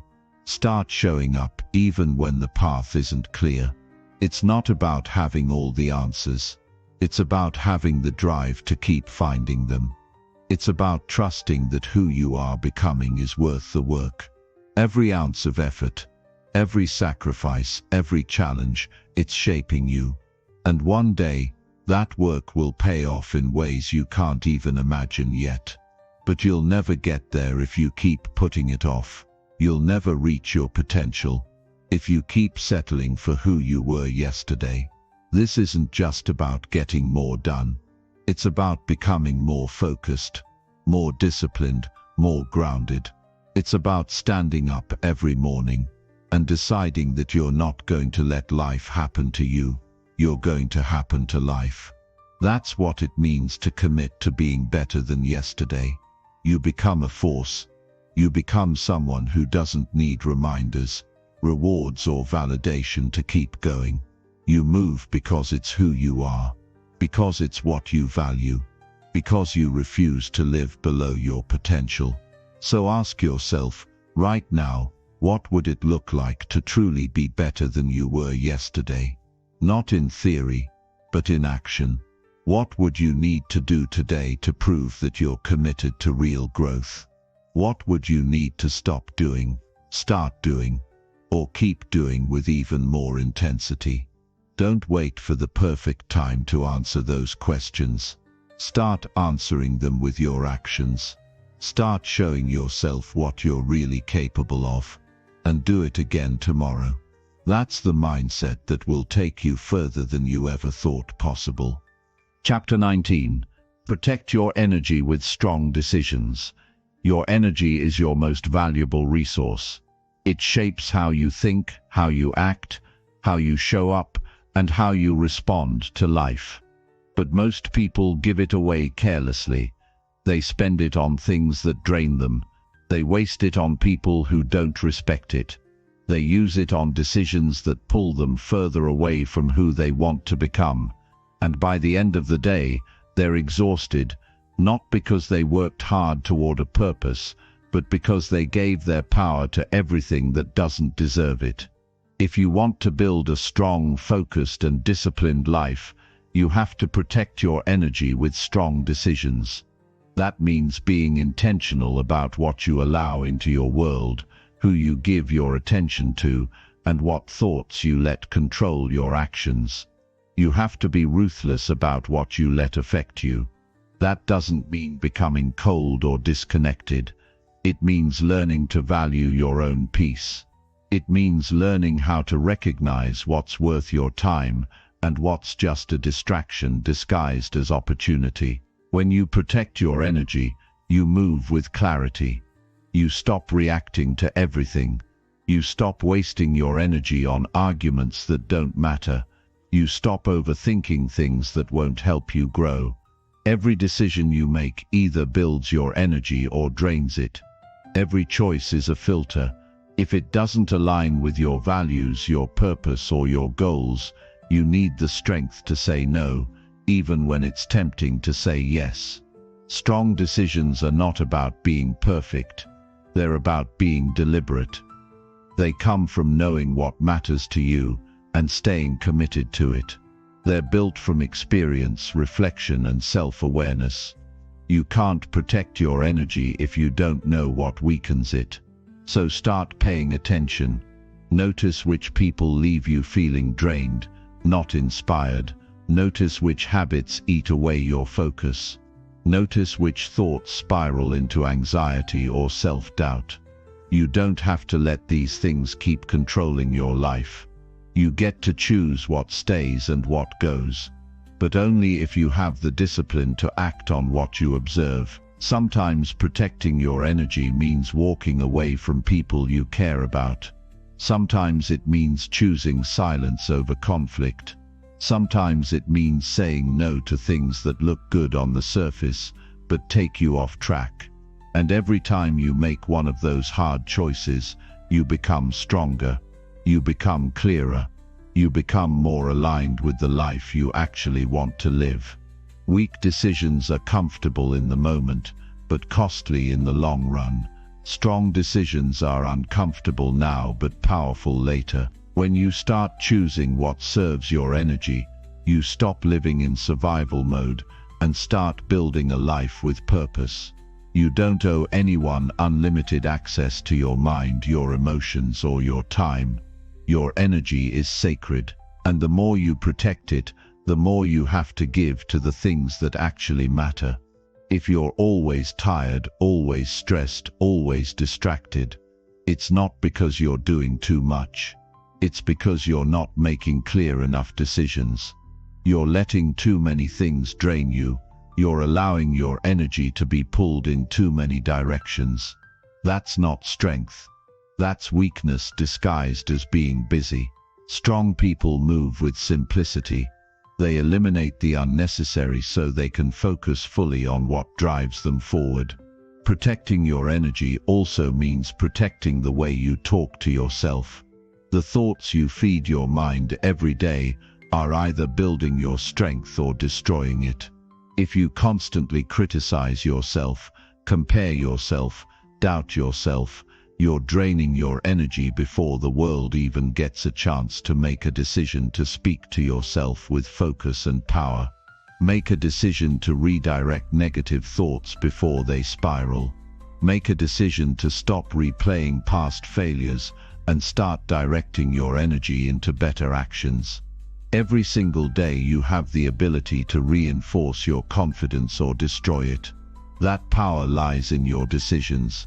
No one will protect your energy for you. People will take as much as you allow. They'll project their insecurities onto you. They'll expect you to fix their problems. They'll demand your attention and your time, especially if you don't set boundaries. You can't blame others for draining you if you never learned how to say no. You're not here to carry everyone's weight. You're not here to please everyone. You're here to grow, to get stronger, to build something that matters. And that only happens when you learn how to keep your energy for the things that move your life forward. Strong decisions come from clarity, and clarity comes from knowing who you are and what you stand for. You have to stop living in reaction mode. You have to stop letting emotions make decisions for you. Pause, think, ask yourself, will this help me grow? Will this move me forward? Will this protect my peace or disrupt it? That's how strong people live. They don't chase everything that feels urgent. They prioritize what's truly important. They know that just because something demands their attention doesn't mean it deserves their energy. Sometimes the strongest decision is to rest, to step back, to recharge. Not every moment needs action. Not every problem needs fixing.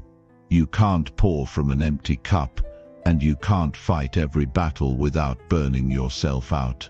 Protecting your energy also means knowing when to let go. Let go of people who don't respect your effort. Let go of habits that waste your time. Let go of conversations that don't lead anywhere. Let go of old versions of yourself that keep you stuck. The more you release what no longer serves you, the more space you create for growth, peace, and power.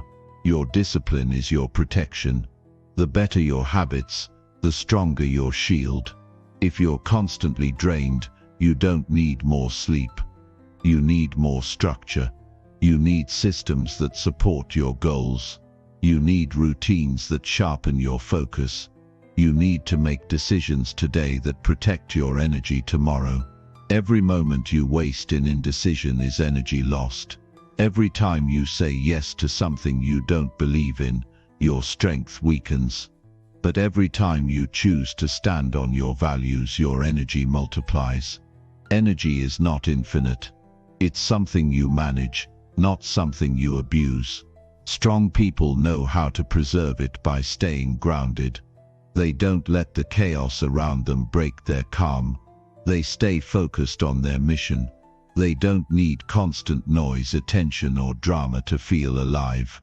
They draw power from within, not from outside validation.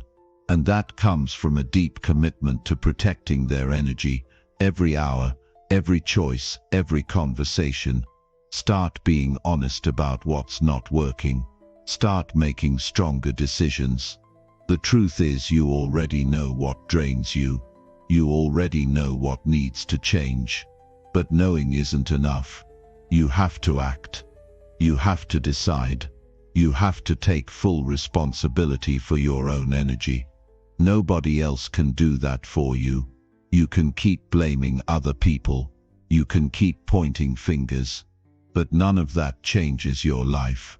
What changes your life is the moment you decide to start guarding your focus like your future depends on it, because it does. If you want a clearer mind, protect your mental energy.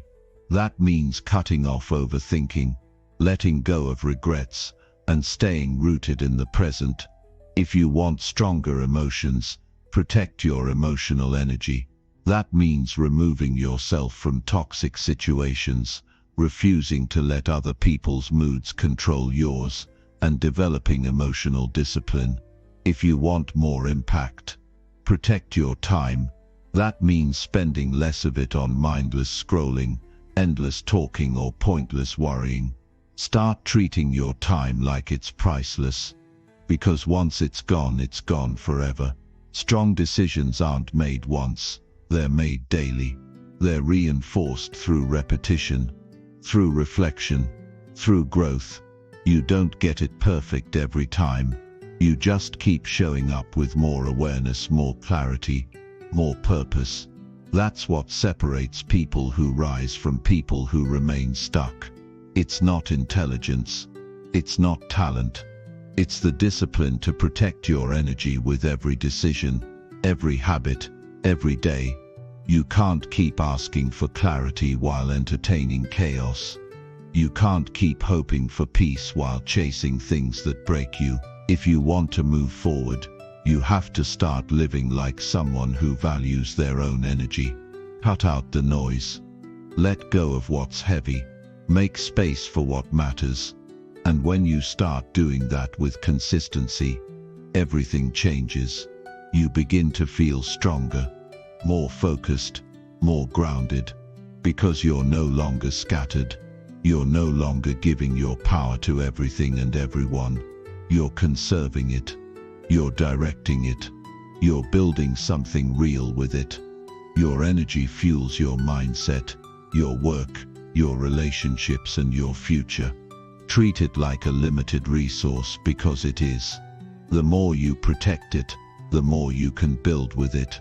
But it starts with one powerful decision to stop giving your energy to what drains you and start devoting it fully to what drives you. Chapter 20. Trust the process and stay consistent daily. You're not going to see results right away, and you have to be okay with that. The path to anything meaningful is slow, uncertain, and often invisible for long periods of time. But that doesn't mean progress isn't happening. Just because you can't measure every step forward doesn't mean you're standing still. Real growth is quiet. It builds itself in silence while the world distracts you with noise. It's easy to feel like you're not getting anywhere when the change is happening internally. But you have to trust the process, even when you don't have all the proof you want. If you keep showing up and doing the work, something will shift, slowly at first, then all at once. Consistency is what separates those who move forward from those who give up. Anyone can start something. Anyone can have a good day, a motivated moment, or a week of discipline. But it's what you do on the days when you feel nothing that defines the trajectory of your life. Discipline is what you rely on when motivation disappears. It's not about how excited you are, it's about how committed you stay. The people who reach the top don't get there by being inspired every day. They get there because they kept showing up when no one was watching, when no one was cheering, when it felt like nothing was changing. They stayed loyal to the process. You don't have to be perfect. You just have to be present. You have to keep moving when it's boring. You have to keep trying when it feels slow. You have to keep believing even when your results are small. Progress isn't a straight line, it's a slow climb with long plateaus. There will be days where it looks like you're stuck, but you're not. You're developing skills. You're learning discipline. You're getting mentally tougher. You're sharpening your focus. And all of that matters more than fast results. Fast doesn't last. What lasts is what's built with patience, with sweat, with steady action repeated over time. Your future self is built by what you do when you feel like nothing is working.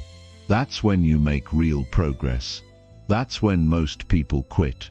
That's when people start searching for something easier. But if you can learn to stay consistent through those stretches, you'll gain a kind of strength that most people never develop. And that strength doesn't just help you in one area, it transforms how you approach everything. Because when you learn to be consistent, you learn to trust yourself. And when you trust yourself, you stop looking for shortcuts. You stop bouncing from idea to idea. You commit, you focus, and you build something real. Most people are addicted to quick rewards. They want to feel good fast. They want recognition now. They want to be seen succeeding without earning it in silence. But greatness doesn't come that way. Mastery doesn't come in a flash. It comes from repetition, from struggle, from quietly doing the right things over and over until they become part of who you are. You don't rise by trying harder for one day. You rise by staying committed every single day, even when it's hard, even when it's slow, even when you feel like nothing's happening. That's why trusting the process is essential. You won't always get immediate feedback. You won't always see clear signs. Sometimes the progress you're making is underground, like roots growing before a tree breaks the surface. If you keep digging up the seed because you don't see results fast enough, you'll kill the entire process. Stop rushing the outcome. Build better input. If the work you're doing aligns with your purpose, then every day you show up is a win, whether it looks like one or not. You can't grow without pressure. You can't level up without challenge. The process is supposed to test you. That's how it builds you. That's how it removes weakness. The days when it's hardest to keep going are the days when your character is being forged. You may not realize it while it's happening, but you're becoming more resilient. You're becoming more focused. You're learning how to endure. And those qualities are more valuable than anything else you could chase. Because when life really gets difficult, it won't be talent or luck that gets you through. It'll be consistency. It'll be your ability to keep going when most people stop. You have to make peace with repetition. You have to learn how to fall in love with the grind. If you keep trying to escape the daily work, you'll never build anything meaningful. If you're always chasing a new strategy, a new hack, a new plan, you're just running from the one thing that matters, doing the work every day, especially when you don't feel like it.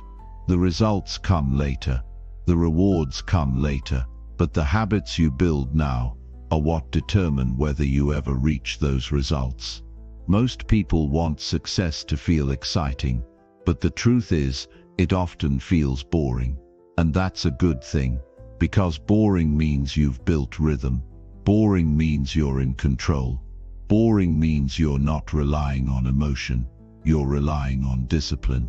You have to believe in what you're building even before the world believes in you. You have to stay consistent even when it feels like no one cares. That's how all great things begin, in obscurity, in silence, in long stretches of work with no recognition. The applause comes later. The impact comes later. But right now your only job is to keep showing up, to keep refining your craft, to keep focusing on the small improvements, to keep stacking the days. Every single day matters. Every day you show up adds to your momentum. And every day you don't show up, you lose some of that momentum. Don't let emotions decide your actions. Don't let feelings of doubt or boredom or frustration stop you from putting in the work. Learn to act regardless of how you feel. That's how you break through. That's how you develop power. It's not about ignoring your feelings. It's about not letting them control you. Feelings are temporary. Discipline is permanent. When you stay consistent long enough, you'll start to see results you once thought were impossible. But those results aren't the point. The process is the point. Because once you trust it, you stop obsessing over outcomes. You start focusing on growth. And that shift in focus changes everything. You're not falling behind. You're not failing. You're in the middle of building something. And building takes time. You're not supposed to have it all figured out yet. You're supposed to be learning, refining, adapting. That's the point of the process. That's where you get stronger. Every mistake teaches you something. Every slow day builds your patience. Every obstacle tests your commitment. You're in training. You're becoming someone who doesn't quit. You're becoming someone who follows through. And that's a skill that will serve you for life. Success isn't just about the finish line. It's about how you move when the path is unclear. It's about how you keep going when no one is watching. It's about who you become while you wait. Don't rush through the process just to get to the result. Trust that the process itself is changing you. It's developing your resilience. It's shaping your mindset. It's teaching you how to be consistent under pressure. And those lessons will serve you far beyond this moment. Because once you learn how to stay consistent through uncertainty, you become unstoppable. Everything you want is on the other side of consistent effort. Not effort for a week. Not effort when it's convenient. But effort every day, no matter what. There's no secret shortcut. There's no magic solution. Just show up. Put in the reps. Get a little better every day.